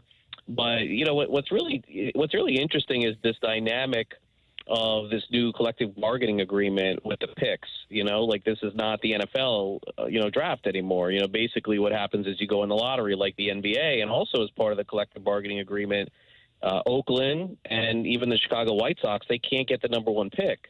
So while I think some teams are going to be sellers, there's not that guarantee that you're in line to get the number one overall pick in the draft anymore. And so a team like the Washington Nationals, as an example, I don't think they have aspirations of competing for the World Series, but at the same time, their percentages are probably so low to get that number one pick that they may just hold, not buy, not sell. So I just don't think that there's been enough teams that have separated themselves at this point from buying and selling. The team that I think would probably be the most interesting as far as a seller would be maybe Toronto. I think the Blue Jays have to really take a deep look at themselves and decide, is their window still open to win? They're in a formidable division where it definitely looks like two teams are making the postseason, and I probably would look at the Rays as better than the Blue Jays also in the end of the season. So that would be a sneaky team for me. It wouldn't surprise me to see them make some significant moves. Craig, if that's the case to where you do see a lot of teams that might be more willing to hold than buy or sell, does that make the asking prices skyrocket by the trade deadline? Because typically we always hear it's a steep price, but then you see the return and it's not as bad as you originally thought. But if there's a lot of teams that don't want to trade, it seems that the prices are going to be astronomical. I don't know. Not necessarily. It doesn't always work out that way. Every offseason is different. As we see in free agency, it was very slow. The year before, it was very fast. And, tons of guys got $200 million, Bogarts and Trey Turner. And, all these guys got, mega paid. This year, players did not. So the deadline works the same way. It's just the landscape of the game. And also, so much of this plays into analytics and numbers. I mean, we're going through a historical season in baseball with the lack of power. So maybe pitchers this year aren't as coveted, and teams look at just guys that can help on offense because so many teams, the numbers are down across baseball. We're going to probably have less home runs hit this year than we had in about 10 years in baseball. So, again, every year is different. You can't really predict this stuff.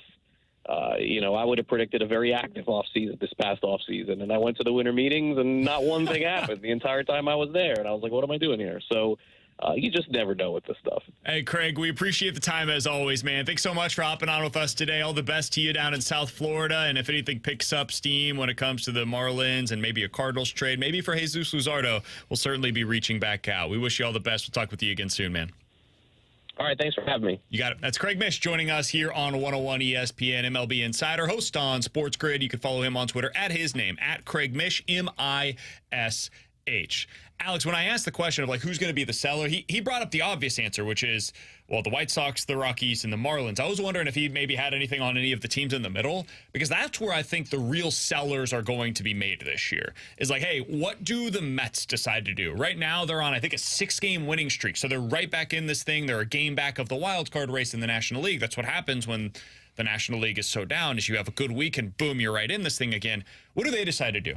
Somebody's going to be this year's version of the Brewers when they decided to trade, Hader at the deadline a couple of years ago, where they were like, we're a middling team. What do we decide to do? Or the Blues when they decided to trade Paul Stastny. They're like, we're a middling team. They're not really going to do anything in the playoffs.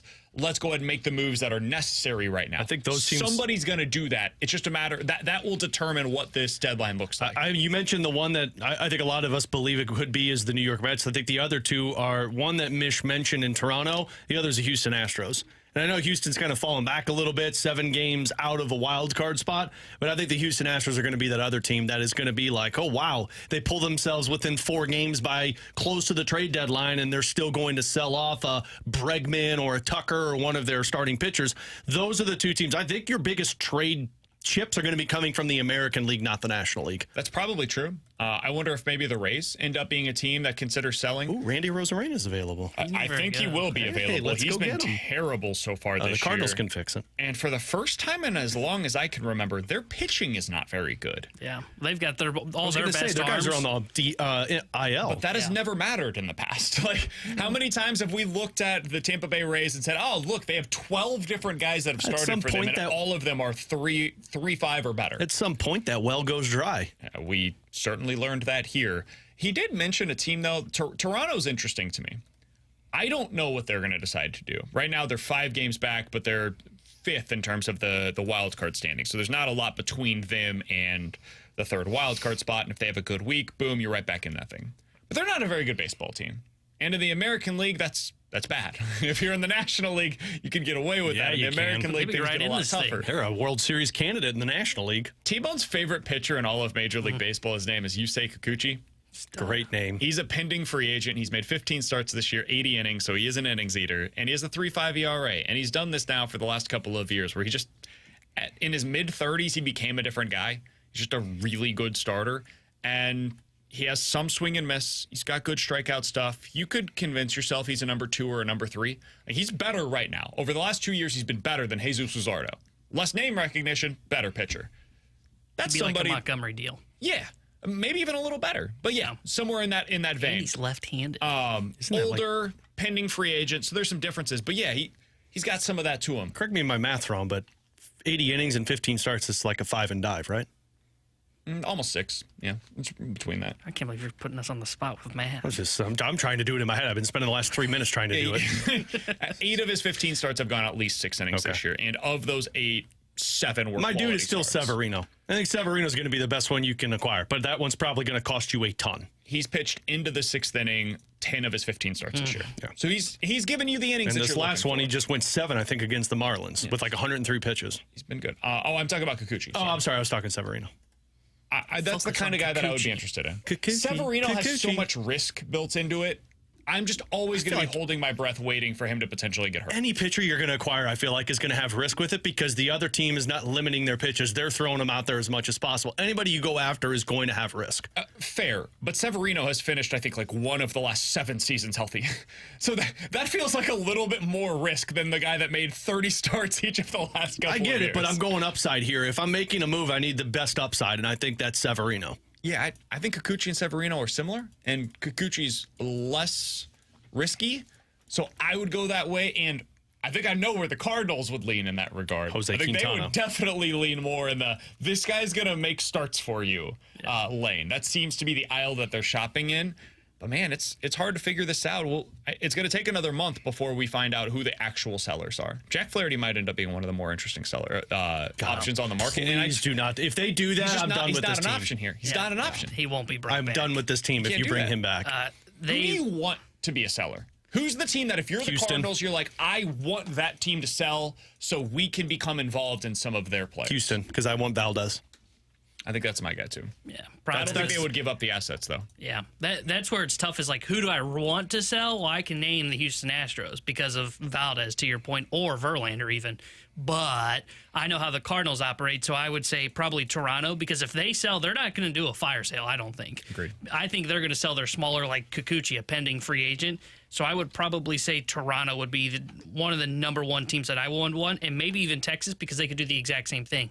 Like, they could look at a Michael Lorenzen who's pitching really well. Now, he's not a number 2, but he would fit into the Cardinals' plan of bring in a number 4. That's how you lose in the playoffs. Texas would be one of those teams as well that I could see where you kind of convince yourself, okay, we could take one of their starters that could come in and be like a number 3 for us. Those would be the 2 American League teams for me. John Gray's contract status. Oh, God. I think he's not been very good this year. He's been really good this year. Oh, has he? John Gray has another year, right? He's a 3.3 ERA so far Can't this wait for season. game 2 of a elimination game because you couldn't win with Sonny Gray while John Gray takes them out. Gray and Gray, that's what we're going after. John Gray was a big part of them winning a World Series last year as a postseason pitcher, so that feels like it would be a pretty good move. Seems like you're trying to grasp onto the past. He signed through next year, so I don't think that's a guy that they would end up giving up. But somebody in our YouTube chat said, guys, why do you have such low aspirations? You're bringing up low-hanging fruit. Guys like Kikuchi. Toronto has better pitchers that could be gotten. I don't think they're fully selling. The thing you've got to remember when it comes to trade deadline is look at the status.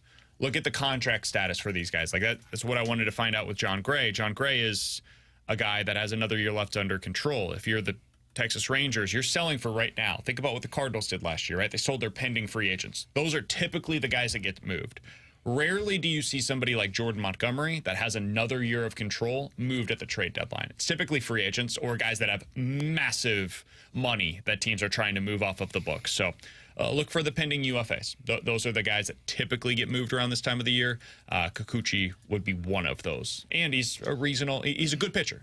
He can come in and help you. Another interesting one is what does Boston do? Because let's be honest, they don't believe in themselves. They were supposed to be bad this year, and they're hanging around. Nick Pivetta would be interesting. Free agent at the end of the year. I love Nick Pivetta. You're speaking my language right now. 10 starts, 3.88 ERA, 10 strikeouts per 9. That's a guy that he probably fits more of the Brandon Pfaadt role to where it is. He's like a number 3, so you'd still be a little bit short. But, man, he's the kind of guy that could go out there and give you 5 awesome innings. Which one would that be? Can't be O'Neill. Tyler O'Neill. No, he can help this team right now. He'll be hurt by then. Funny thing is he could. So could Flaherty. It's funny how that works, right? All right, coming up, Jordan Hicks, man. Coming up in 15 minutes, if Masyn Winn's season is going to end like this in terms of like these kinds of numbers over the course of the year, he's going to need more respect nationally. We'll get into some of that coming up in just a little bit. The Junk Drawer is next year on 101 ESPN.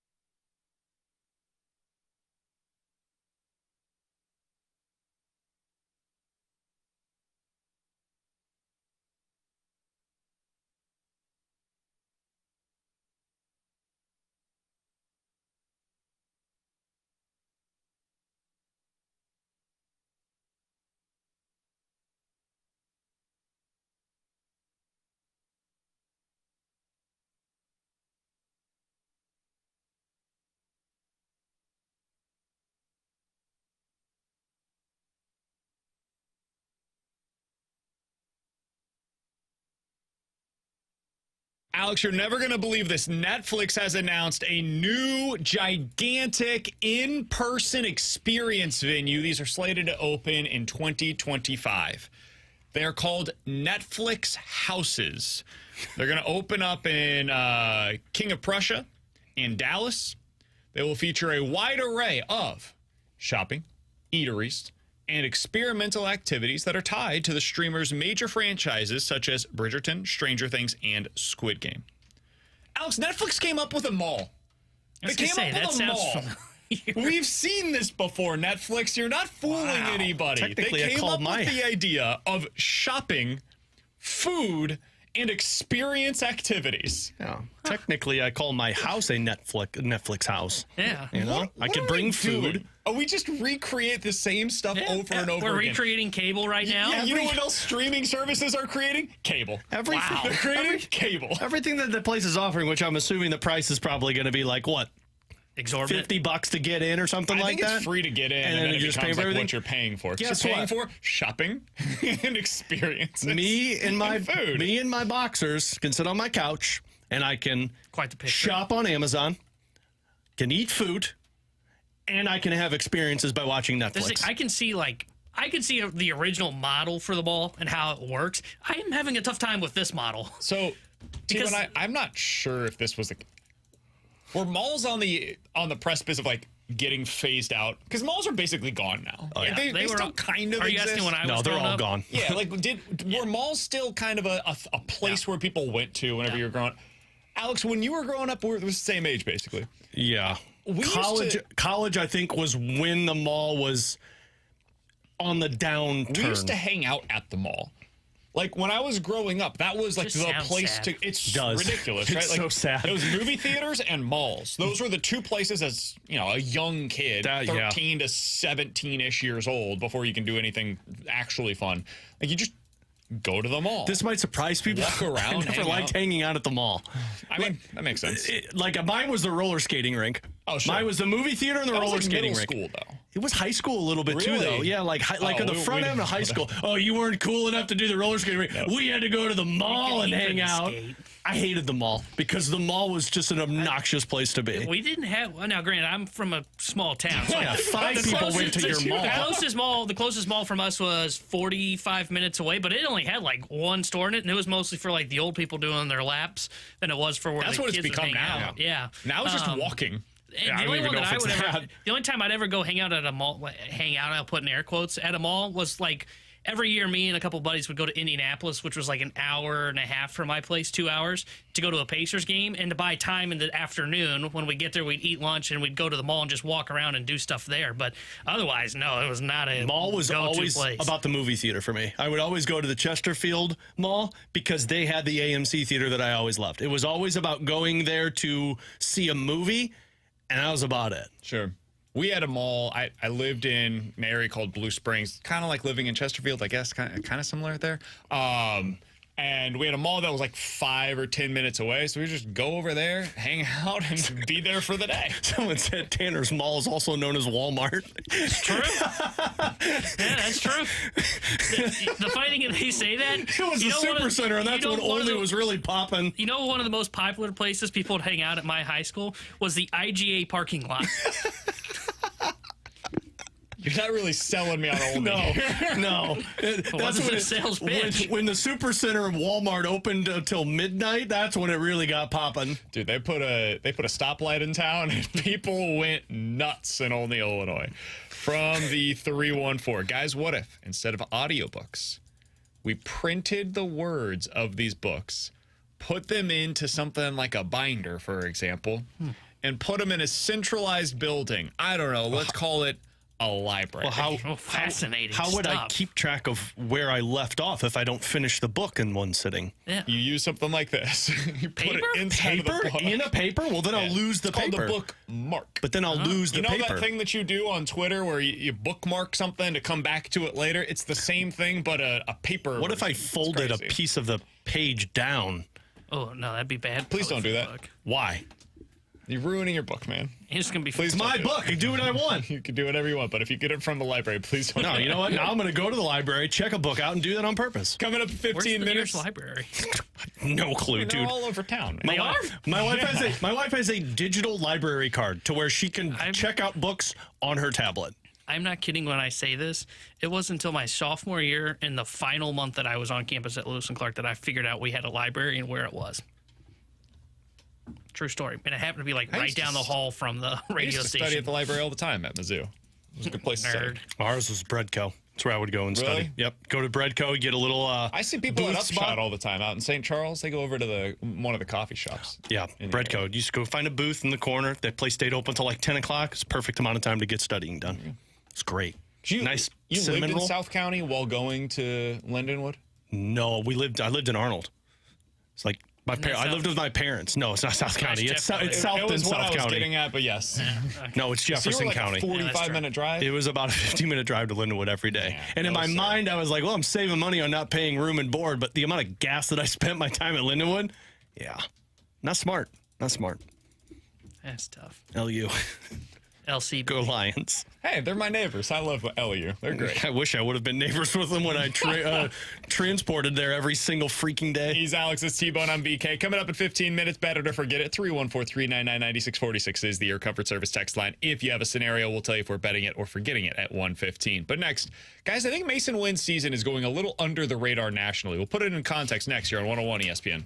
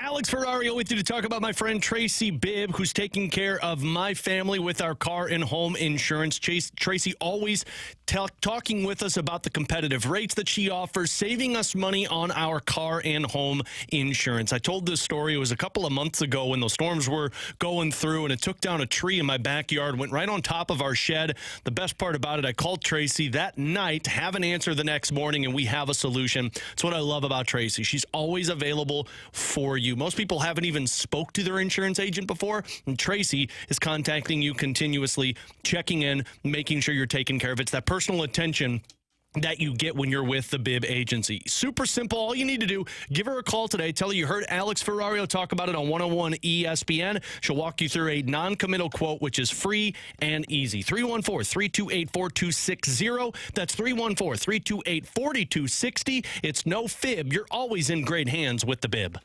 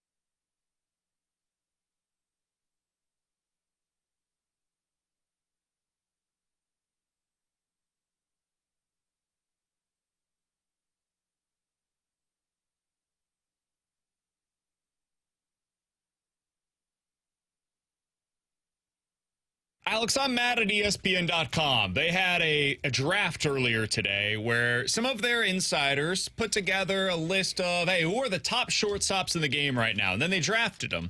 So the number 1 pick was Bobby Witt Jr., Kansas City Royals shortstop. He's young. He's unbelievable. One of the best players in baseball so far this year. The number 2 pick, Gunnar Henderson, young, unbelievable, maybe the American League MVP, Orioles shortstop right now. Number 3 pick, Corey Seager. Okay. Number 4 pick, Elly De La Cruz. Good pick. Number 5, Mookie Betts. It's amazing that he's the 5th shortstop selected if you were building a franchise today, but given age, I get it to a degree. Number 6 was Trey Turner, and now I get mad. The number 7 pick was Jackson Holliday, who's currently playing in AAA. And then Anthony Volpe was number 8.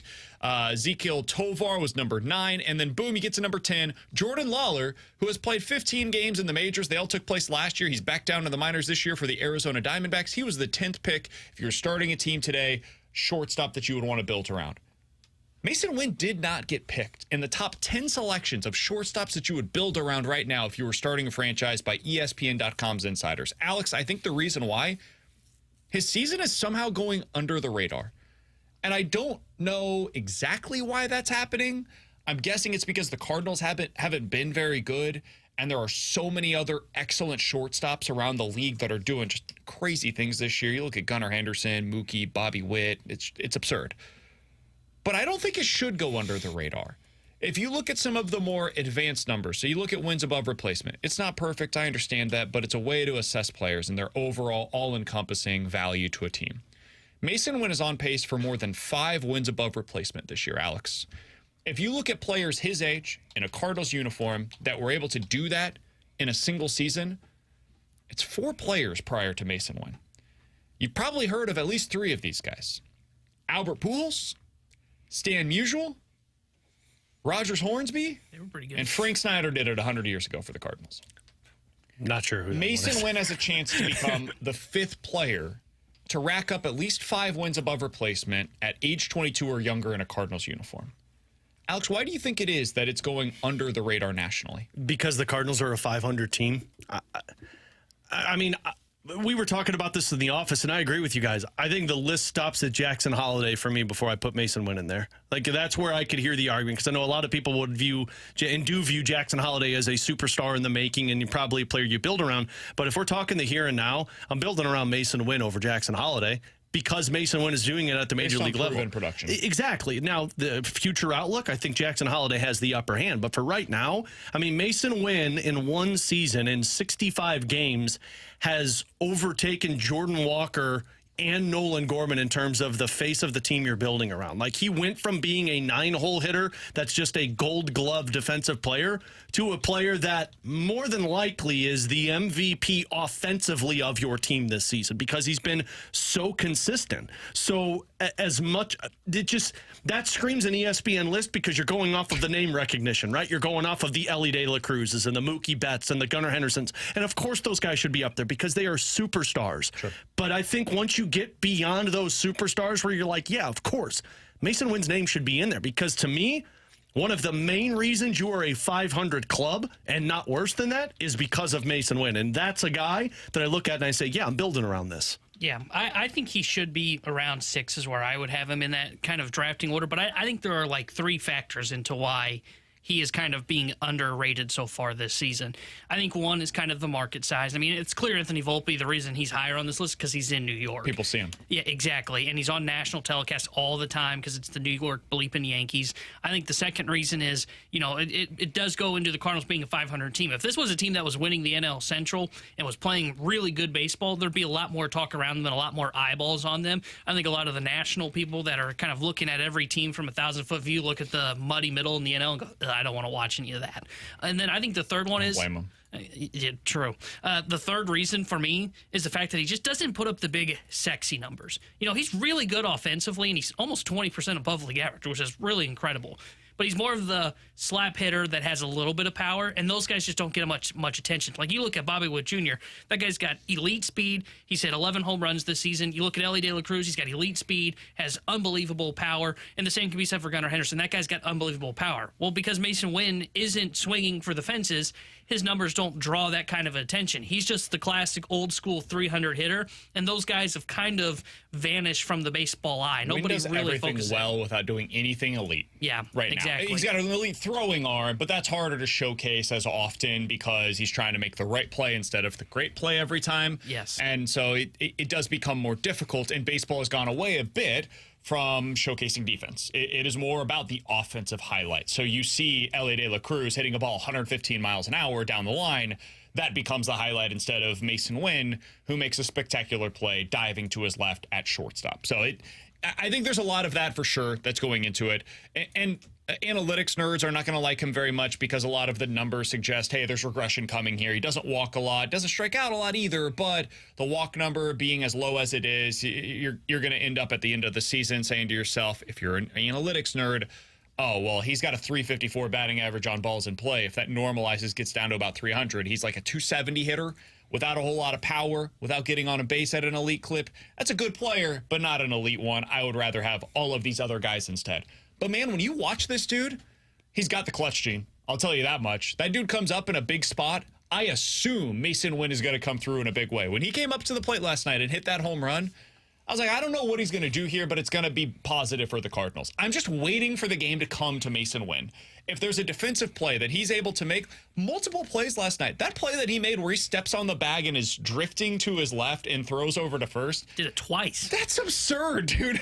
That you shouldn't be able to do that as easily as he does. I mean, it was the right decision that he made. I really believed he could have thrown that ball that he made in extra innings to home and probably got the guy.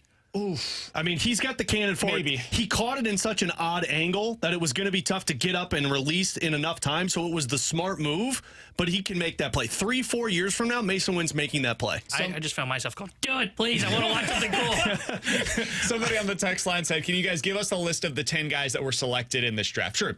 So going down the line from 1 to 10, the shortstops that ESPN.com's analysts took over Masyn Winn in terms of if they were starting franchise today, and you get to select your shortstop, who would you go with? There were 10 that were selected. Masyn Winn was not among the 10. Bobby Witt Jr., we all agree, you're not taking Masyn Winn over him, right? Yeah. Gunnar Henderson, I'm taking Gunnar. Corey Seager, nope. I'll probably take Seager. The age and health stuff, I think there's at least more of a conversation there than you For expect. the here and now, I'll take Seager. But it's Corey Seager. Elly De La Cruz. I'd take De La Cruz. I'd take De La Cruz. It's not as wide a gap as like the other 4 were. I'm with you. But I think he's got that. I think the strikeouts really do concern me long term, but he does so much else. He's got that superstar level. Yeah. Mookie Betts, like, come on, I'll take Mookie. Trey Turner with the fractured hand. I would take Trey Turner. Again, between injuries and age, I think it's more of a conversation maybe than people would expect, but I'm still taking Trey Turner and contracts too. Yeah, it's interesting because like in 3 years from now, I think you would say Win. But I would take my chances on Trey Turner. If we're going long term, Win is above Trey Turner. But like now, next year, I think I'm still taking Trey Turner. And then number 7 is where it gets interesting. It's Jackson Holliday. And that's probably where I personally would have Masyn Winn just because he's more proven. But Holliday's a potential generational prospect. So I get why they would take him. Beyond that, though, I think I'm taking Masyn Winn over Anthony Volpe, who was at number 8, Ezekiel Tovar at number 9, and then at number 10, they had Jordan Lawler, who's a good prospect for the Diamondbacks, no doubt about it. But he's played in like 15 games at the major league level and hasn't been able to break their lineup at all so far this season. So I'm really surprised that he was selected over Masyn Winn. But those are the 10 guys that they selected over Winn. It does speak highly of the shortstop position currently, that guys like Francisco Lindor and Carlos Correa were not even a part of this and probably wouldn't be because of age, because of contracts, etc. And those guys are having a really good season. C.J. Abrams is another one that is having a really good year, had the prospect pedigree, and is starting to come into his own as well. And he's starting to hit for some serious power at the position. So Willy Adames, another one that you could throw into this mix. Some really good shortstops in the league right now. And Masyn Winn deserves to be a part of that conversation along with all of those guys. Coming up in 15 minutes, not 15 seconds, we're going to talk about the Celtics. That's what I was trying to get to there. And their new formula that could be the basis for other teams to win a title in the NBA moving forward. But next, Better to Forget It here on 101 ESPN.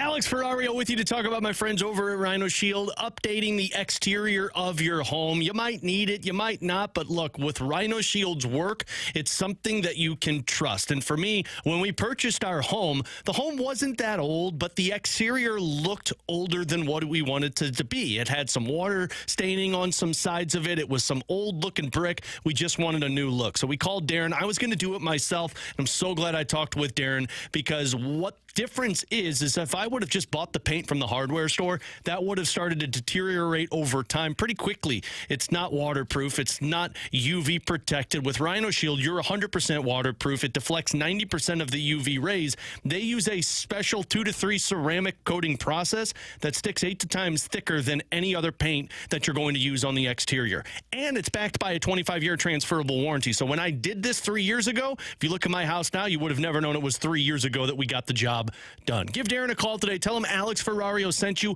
Update your exterior of your home, your business, your roof, whatever it might be. Rhino Shield is there for you. 877-25-RHINO, 877-25RHINO.com.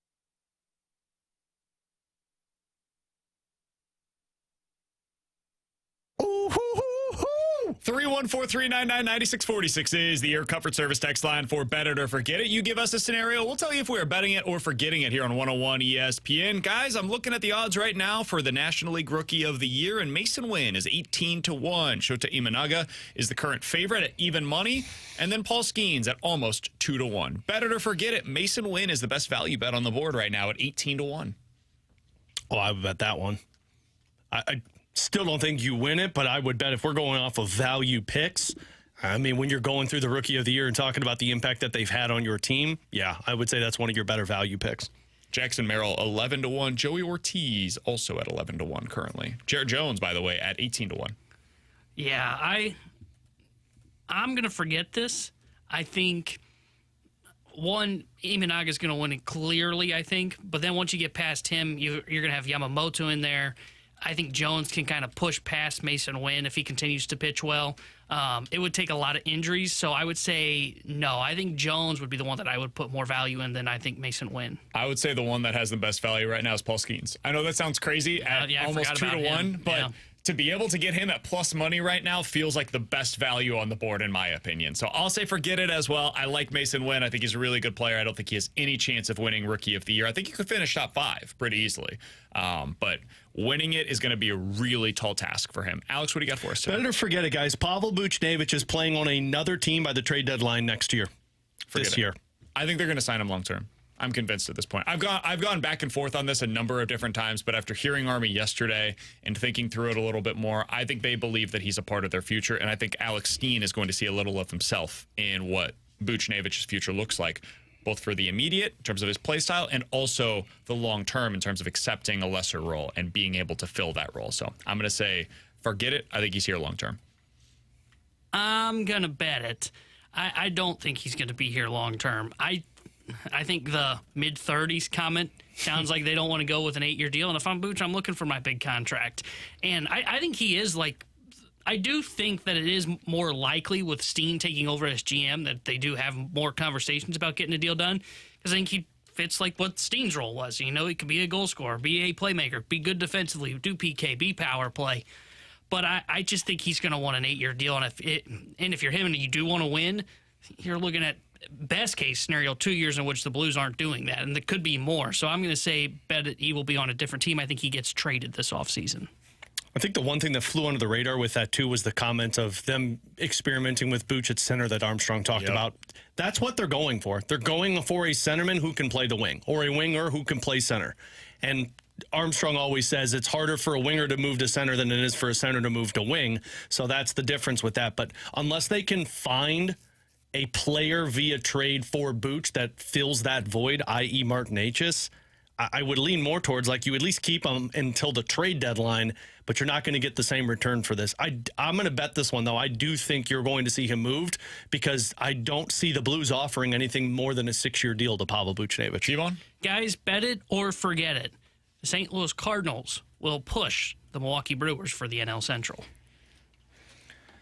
Man, I've just been called... conductor hat, put it on. I've been called negative for the last 15 minutes on the YouTube page. This is my opportunity to change that narrative of me. There's no narrative, man. There is only truth. And hat fell off at the perfect time for that one. I'm forgetting it. That was a bad omen if I've ever seen one. I'm going to go ahead and perfect for the situation. On, and here we go. All aboard. I think the Cardinals are getting back into this race, not only in the wild card, but also in the division. Plus 61 I've been run differential. The Brewers all season long, and I'm eventually going to be proven right about this, I believe. Maybe. You've been doing it for 4 years, man. You're correct. I still don't know how the Brewers are getting away with this. I really don't understand it. And I think before the end of the month, we could see them start to show signs of cracks. And before we get to the trade deadline, I'll be very curious to see where they're at. They've got some series coming up against the Dodgers. They've got a series coming up against Atlanta. A couple of them, actually. They got a bunch of series coming up against the Cubs. One of those two teams is going to completely fall out of it. And it would not surprise me if the Brewers come back to the pack a little bit. The Cardinals have this opening in their schedule currently. If you get to the All-Star break and you're like 2 or 3 back, you're very much in the race for the division. And I'm betting that. I think that they will be in the race for the division by the trade deadline. Plus 61 versus minus 37 in run differential. Listen, nothing, if you look at the numbers. So you're going off of blind faith. Going by my gut. Yeah. How often does that work for you? Guy. Does that work for you very often? Nuggets that are and here's the other reason why. What's your record against Milwaukee? My prebiotics this morning. I'm ready to go. My gut health is what's your record? High. What's your record against Milwaukee this season? It doesn't matter. Yeah, it does matter because you play them 2 more times. Like 2 6 or 4 games like that. No, I don't think you've won one game against them. 1-5. you play them. It could be better. You play them 6 more times. 1 and 6. If you gotta win both of those series if you want me to believe that you could do it. And we're talking August and September, which I'm skeptical of this team. One of those you lost in extras. One of them was a 2-0 game. I mean, those these are 50, all 50 excuses. propositions. They've got better at winning those close games. Well, the Cardinals have won a lot of those. Basically 3 and 4. The Cardinals have won a lot of those 50-50 oppositions for that one. They're essentially 3 and 4, and if they had won those 2 games, you'd only be 3 games back. And now we're talking about the division completely differently. So I would say. Right After watching that turd be polished, I would say forget it. If Golden Arenado don't hit, I don't think they can climb back up into the NL Central race. And I don't think Milwaukee, though I'm kind of with you, I think they're going to fall back a little bit. I don't know if they're going to fall back significantly enough so that while your middle of the order still isn't hitting, all of a sudden you're still back in the race in the NL Central. Dude, they're doing something with voodoo and toothpicks and bubble gum to be able to hold this thing together with their rotation. I think their offense is just flat out better than I gave it credit for. Well, Christian Yelich just like a 150 OPS plus right now. Like, you just don't have anybody close to that. William Contreras rocks. Willie Adames has been pretty good. They got their big guys 3 are hitting that the way that I didn't foresee. Their offense is pretty good. I don't understand their rotation. It doesn't make sense to me. Like, it just doesn't compute how that is working in terms of the rotation. The offense, I get it. I was just wrong. The rotation still doesn't make sense to me. And I think eventually the pitching will catch up to them. We've seen that here in St. Louis a number of times. And I don't know that they're going to be doing significant investments in Milwaukee. And when that happens, if that happens, I think that the Cardinals will be able to be right back in it. All right, 314-399-9646 is the Air Comfort Service X line for Bet It or Forget It. You got the hat? No, God, no. God, no. From the 314, guys, better to forget it. Somebody other than the Chiefs will represent the AFC in the Super Bowl this year. Forget it. Hater. I'm going to forget it too. I don't really see a dominant team that can go up to that level. Hopefully my Houston Texans can find a way to accomplish that. But other than that, I can't buy into Josh Allen. I can't buy into the Cincinnati Bengals because Pat Mahomes is still finding ways to get it done. Yeah, I'm going to forget it. I don't know if you guys feel this way. It does feel like the AFC is almost weaker than it's been in years past to try and stop Mahomes. I was reading something on Baltimore the other day. I think Mahomes feels more inevitable because of what you saw last year. I don't think that the AFC feels necessarily weaker. One thing that concerns me is, I was reading something on Baltimore the other day, and they were like, hey, yeah, they're having 3 competitions for their starting offensive line. That screams disaster. That's fair. Buffalo, we know what their wide receiver room looks like. Cincinnati just has all kinds of weird vibes going on with Miami's their team. offensive line is another question. Yep. I'll tell you the one that the Jets could be really good. I'm intrigued by the Chargers, though, with the new head coach. Stop. I am. I'm not. I'm intrigued by it. I think you're it's not. the Texans. You're that's lying. the one I'm not lying. You'll be out on the Chargers by week 4 when they've given Gus Edwards and the ghost of what's his face, Ohio State running back that played for the Ravens. It's now with Chargers. The ghost of him. Isn't that Gus Edwards? No, the other one. They signed both of them. I like Jim Harbaugh on his cleats. That's all I can say. Yeah.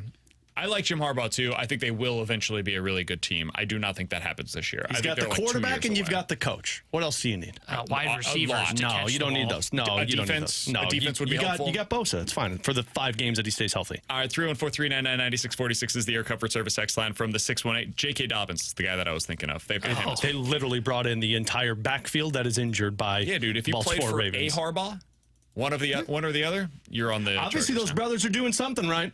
Better to forget. You're right. Siani remains the starting center fielder when Edman returns. Better to forget it. I'll say forget it because I don't think the Cardinals will do it.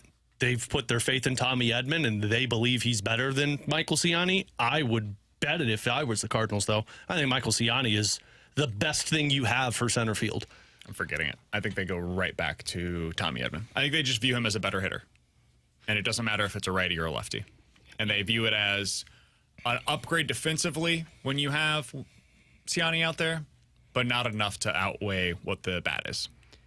I will forget it, but I think by the time you get to I'll say September, you could see a platoon. I think best case scenario, you end up platooning that because Edmund and Siani, Edmund's got a little bit better of a career OPS against righties. I think Siani you can survive within that 9-hole, not hitting because he is their best defensive center fielder. And then against lefties, Tommy Edman's good against lefties. So it makes sense that he starts in center field. I still want to get Siani regular starts in center, though. So I would say forget it, but I wouldn't be shocked if they end up platooning that position. And last one here. Better to forget it, guys. This is an opportunity for the Cardinals to get more starts for Dylan Carlson. Forget it. He stinks. Did you see that throw he had last night? Yeah, I still saw him stare at a ball under the wall that he could pick up and go, wait. Well, that was the right move. Yeah, but not when you reached down for it the first time.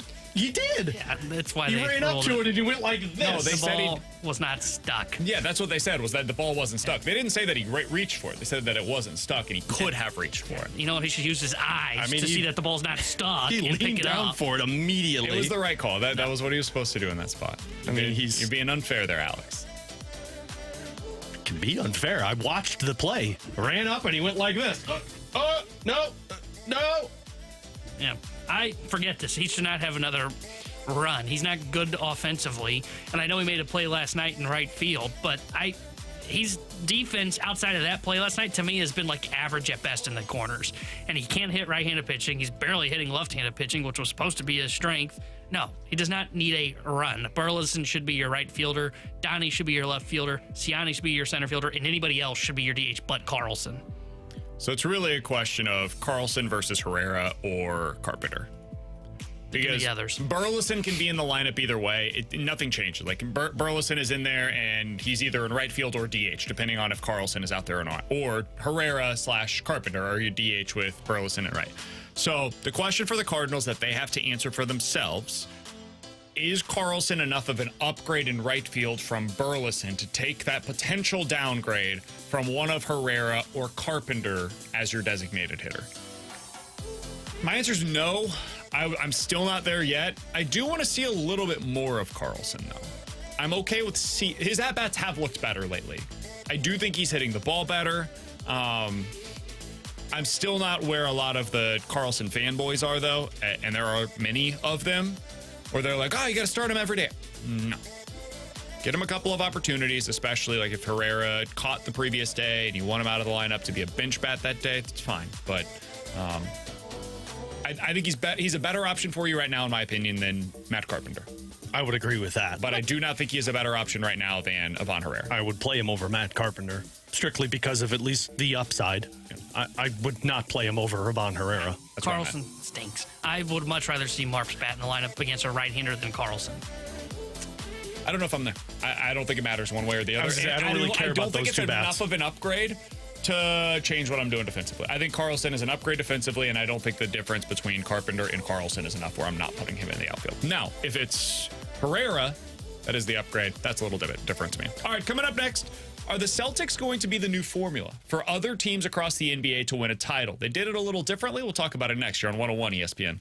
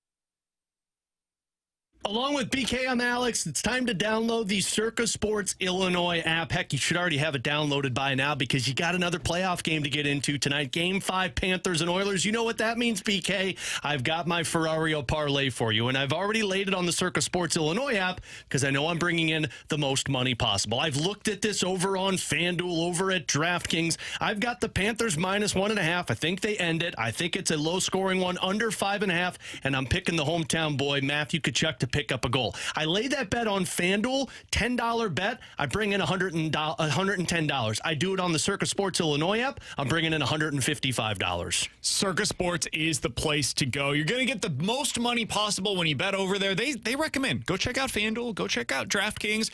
They believe that you're going to find the best odds are available for you over at the Circa Sports app in Illinois. If you or someone you know has a gambling problem, call 1-800-GAMBLER or text ILGAMB to 833-234.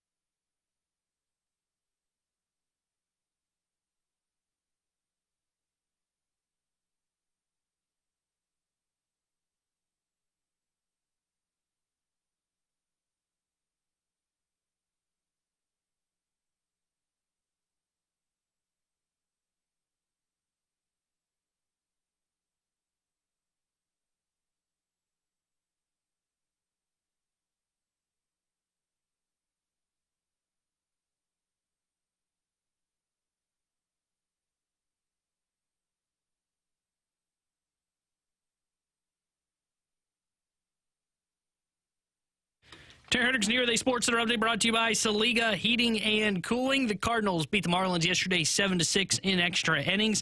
They'll be back in action tonight. 5:10 will be first pitch. Lance Lynn will be on the mound for the St. Louis Cardinals. This Sports Center update was brought to you by Saliga Heating and Cooling, an independent American Standard heating and air conditioning dealer.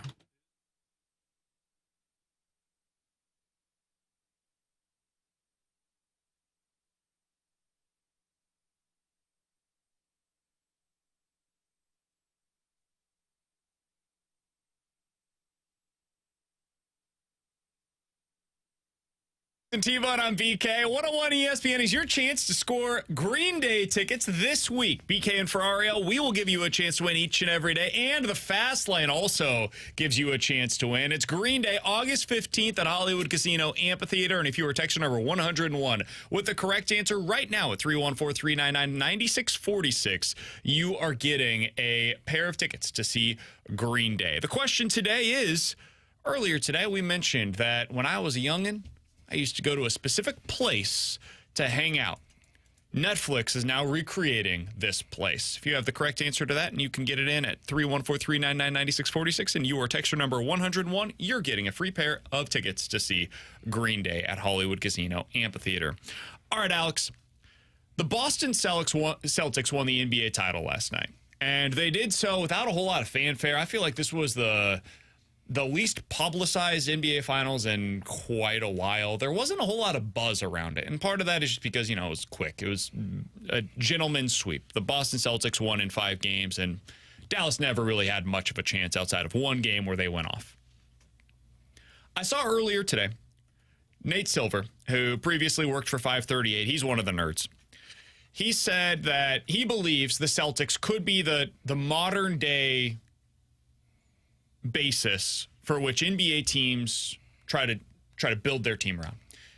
Instead of having 3 big-time stars, like what you saw with the Miami Heat or the Golden State Warriors, he believes teams will kind of keep in the middle with their spending. You'll have stars, sure, but like you look at what the Boston Celtics spent on their stars this year. It was $30 to $35 million on Holiday, Kristaps Porzingis, and Jason Tatum. Jaylen Brown was right at $30 million this year. Just a lot of guys making good money, none of them making elite, high-level money just yet. And he thinks that's going to be the future. Alex, do you think that the Celtics are a team that we're going to look back on and say they were the outlier? Or is this going to be the new way that teams try to assemble together now that there are new rules within the CBA? I mean, it feels like almost every league is a copycat league. When one team wins a championship, you look at it and you say, how do we emulate what that team did? And then you try and copy it and see if you can have success with it. NBA strikes me as a league that, as much as they'll look at the Boston Celtics and say, yeah, let's try and do it this way, to where you just have those 2 guys that are there, the stars, and then we'll just build complementary pieces around it. NBA teams feel like they're always going to be greedy, though, to where when stars are available, you always pounce on that opportunity and build the big 3. Because you know what's sexier than 2 stars and then a couple of other pieces that are there with it? Having that 3rd guy, that 3rd star that makes you better. So I think teams will try it. I don't know how much success they have. I think if Boston does this again next year or in 2 years, then maybe you start to see more teams try and accomplish it. But NBA just feels like a league that it's always looking to have that big shiny thing, and when you've got 1 superstar or 2 superstars, you're always looking to add more to it. Yeah, I wonder if it moves towards the direction of the way the Celtics work, but I don't know if it's because the NBA wants to go that way. I think it might be because you're seeing a lack of superstars around the NBA. Like Jason Tatum, to me, is one of the best players in the league. And if he's not superstar status, well, then he's one of the top stars in the game, I would say. And Jaylen Brown kind of falls into that second tier of star. So that makes me think, okay, a lot of guys like a Jason Tatum, like Shai Gilgeous-Alexander for the Oklahoma City Thunder would be someone I'd throw into this conversation, a guy leading the Thunder that maybe will never be viewed as a superstar but will always be a star. When I say superstar, who are the guys you name in the NBA? There's only a handful, right? So, I wonder if the league is now pushing more towards where there are more stars, less superstars, kind of developing of who's the guy that takes over when LeBron leaves. That kind of has dissipated a little bit to where I think it will be more teams will have to build this way. Not so much they want to, but they will have to. There are so many restrictions that are now in place. There's the new CBA, the way they implemented it, and I'm not going to get too far into the nitty-gritty, but basically, if you are now paying a boatload of money for your team, the way that the Warriors once did, for example, right? There are so many restrictions as to how you can go about building your roster. The buyout market is huge in the NBA. T-Bone, you know about this. Once you get to mid-season, teams start buying out players. It's a really weird thing, but it happens. And those players, generally speaking, go to contenders after they get bought out from their teams. Well, if you're in this second taxpayer group like the Dodgers would be or the Mets would be in Major League Baseball, you're not allowed to go get those guys. You are exempt from the buyout market. You are also not allowed to send out cash in any trades to be able to make the money work. You're also not allowed to aggregate salaries for matching in a trade. So if you have 2 players that are making $17 million and you're trying to get a guy that is $35 million, in the past, you can take those 2 players, match it up, and under the salary cap system that's in the NBA, you can make that deal. Not anymore if you're in this second taxpayer tier. You also can't go as far into your picks. You can't go 8 years out anymore. It's kind of like in the NHL, Alex, where the team that is signing a player that is already on their roster, you can go 8 years. Other teams can only give you 7. Well, if you're in this taxpayer group, you can only go 7 years out instead of 8 years out in terms of the picks that you're able to send elsewhere. You also can't do sign-in trades any longer if you're one of these teams. So it just really restricts the type of movement that you can make as a team. And how do you get into this kind of a tier? How do you spend this much? You have 3 stars on your roster, because those guys, if you got 3 max level contracts, it's almost hard to not be in the second apron of taxpayers where you have all of these exemptions under the new rules. So the reason why I think the Celtics could potentially be the formula moving forward is because it becomes so much more difficult to have the depth that the Celtics had, that all NBA title teams have in order to win a title. We saw with the Celtics, the thing that they did so well is they had 7 dudes they could trust, man. They had 7 guys that you went into every game and you're like, I know what I'm getting from these guys. And when you have that, it changes the way that you're able to coach. It allows you to go into your bench a little bit. So I think that this will eventually be more of the norm and less of the exception, is having guys that are really, really good, but not having 3.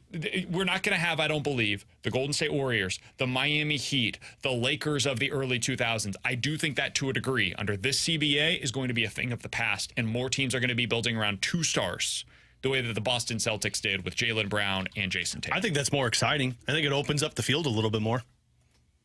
When you don't have that although the super team always created the villain. That's the thing. You need that team to root against. It's as important to have a team to root for as it is a team against. I think you could still get that if a team has continued and sustained success.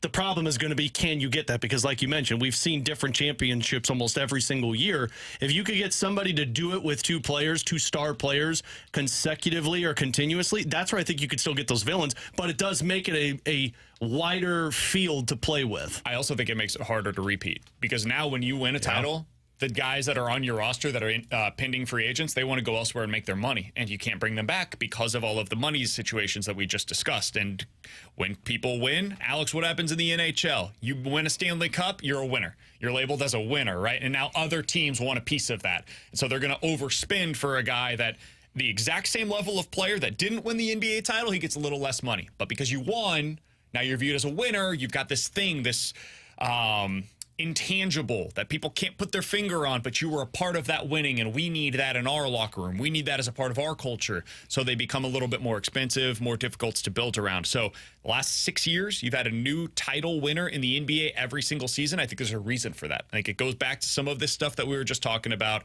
And I think that's going to become more of the norm in the NBA, where it does feel kind of like baseball in that regard, where there are very few teams that go back to back in the NBA compared to what it has been in previous years. The one other thing I wanted to get to with the NBA Finals, now that they're over, Alex, Jason Tatum has become this like very not controversial, like lightning rod for discussion type of a figure. And I think I figured out why, in my opinion at least. I think it's because there's no way to have a discussion about Jason Tatum as like just being a really good player. Like a really good guy to build around, like seems like a legitimately good dude as well. Like just a really good player in the NBA. People wanted to talk about, well, what can he be? Is he the best player in the league? Won the title, is the best player on the best team. Doesn't that mean he's in that discussion? The answer is no. He's not the best player in the NBA. I don't think anybody can make a real argument that he is. And that's rare, because when you go back over the last 20 years, basically every team that wins the NBA title, the best player on that team, you can make a case for that season was the best player in the league. Go back last year, Jokic. A lot of people saying that guy was the best player in the league. The Golden State Warriors. Well, you got Steph.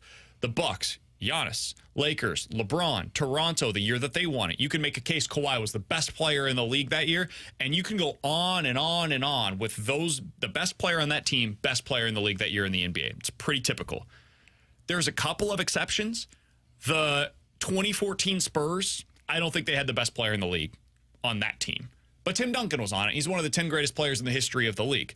You go back to the 99 Spurs. That's another one. Tim Duncan, early career. Maybe that's the corollary for what we're seeing right now with Jason Tatum. Mavericks that year with Dirk. Mavericks, and the one other was the Detroit Pistons. But these are the exceptions. It's very rare that you see something like this. And so when you do it this early in your career, the way that Tatum did it, I'm going to throw out the Mavericks. I'm going to throw out the Pistons. I'm going to throw out the Spurs, because those guys were older.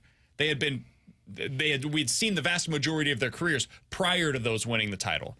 It's really just the 99 Spurs that is the comparison that you can make for this year's Boston Celtics, where you've got a guy who's young, very good, not the best player in the league and was the best player on his team to win a title. Yep. So I think that's why there's such an interesting discussion that's taking place right now around Jason Tatum. Makes sense. And I mean, for the longest time this season, the back and forth was Jaylen Brown, Jason Tatum in terms of the Boston. I mean, I personally feel like Jason Tatum is one of the best players in the league. I don't think he's in that, like there's a clear difference in terms of tiers, but I saw this after he won.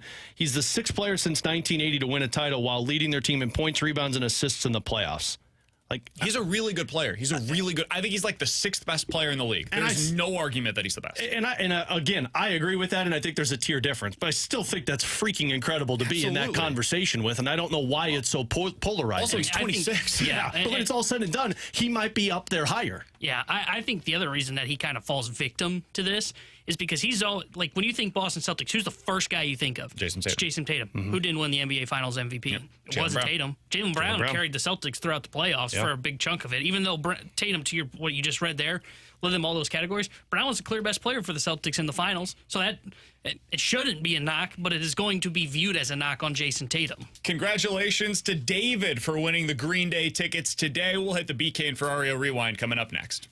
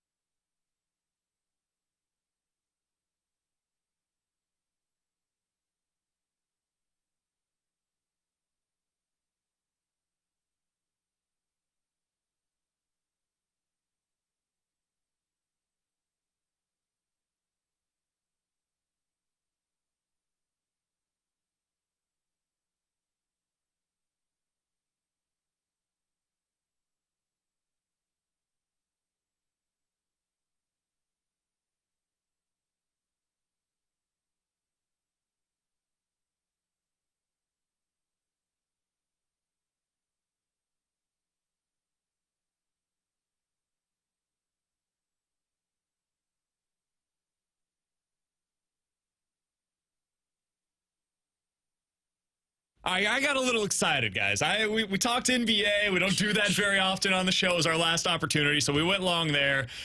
Alex, Cardinals back in action tonight, 5:10 start. Excuse me. They moved this one up. Lance Lynn on the mound. You think they get a win? 2 in a row? No. 3 in a row overall? I think they win 2 of 3. Okay. I'll say they win tonight. I'll say Lynn gives you 4 1/3. And boy, that bullpen after yesterday, though. Yeah, it's going to be rough. I wonder if they're going to be calling up Gio, getting him back into the mix. That's something maybe you could see before the game today. Kyle Gibson on the mound tomorrow. I think they get a sweep in this series. I think you win each of the next 2, and then we'll see what happens for the Giants. We'll talk about that tomorrow. He's Alex Ferrario. That's Tanner Hendrickson. I'm Brandon Kiley. If you missed any of today's show, be sure to check it out on the podcast page, 101ESPN.com, and the free 101 ESPN apps where you go to find it. It's all presented by Dobbs Tire and Auto Centers. We'll talk to you guys tomorrow. The Fast Lane's coming up next.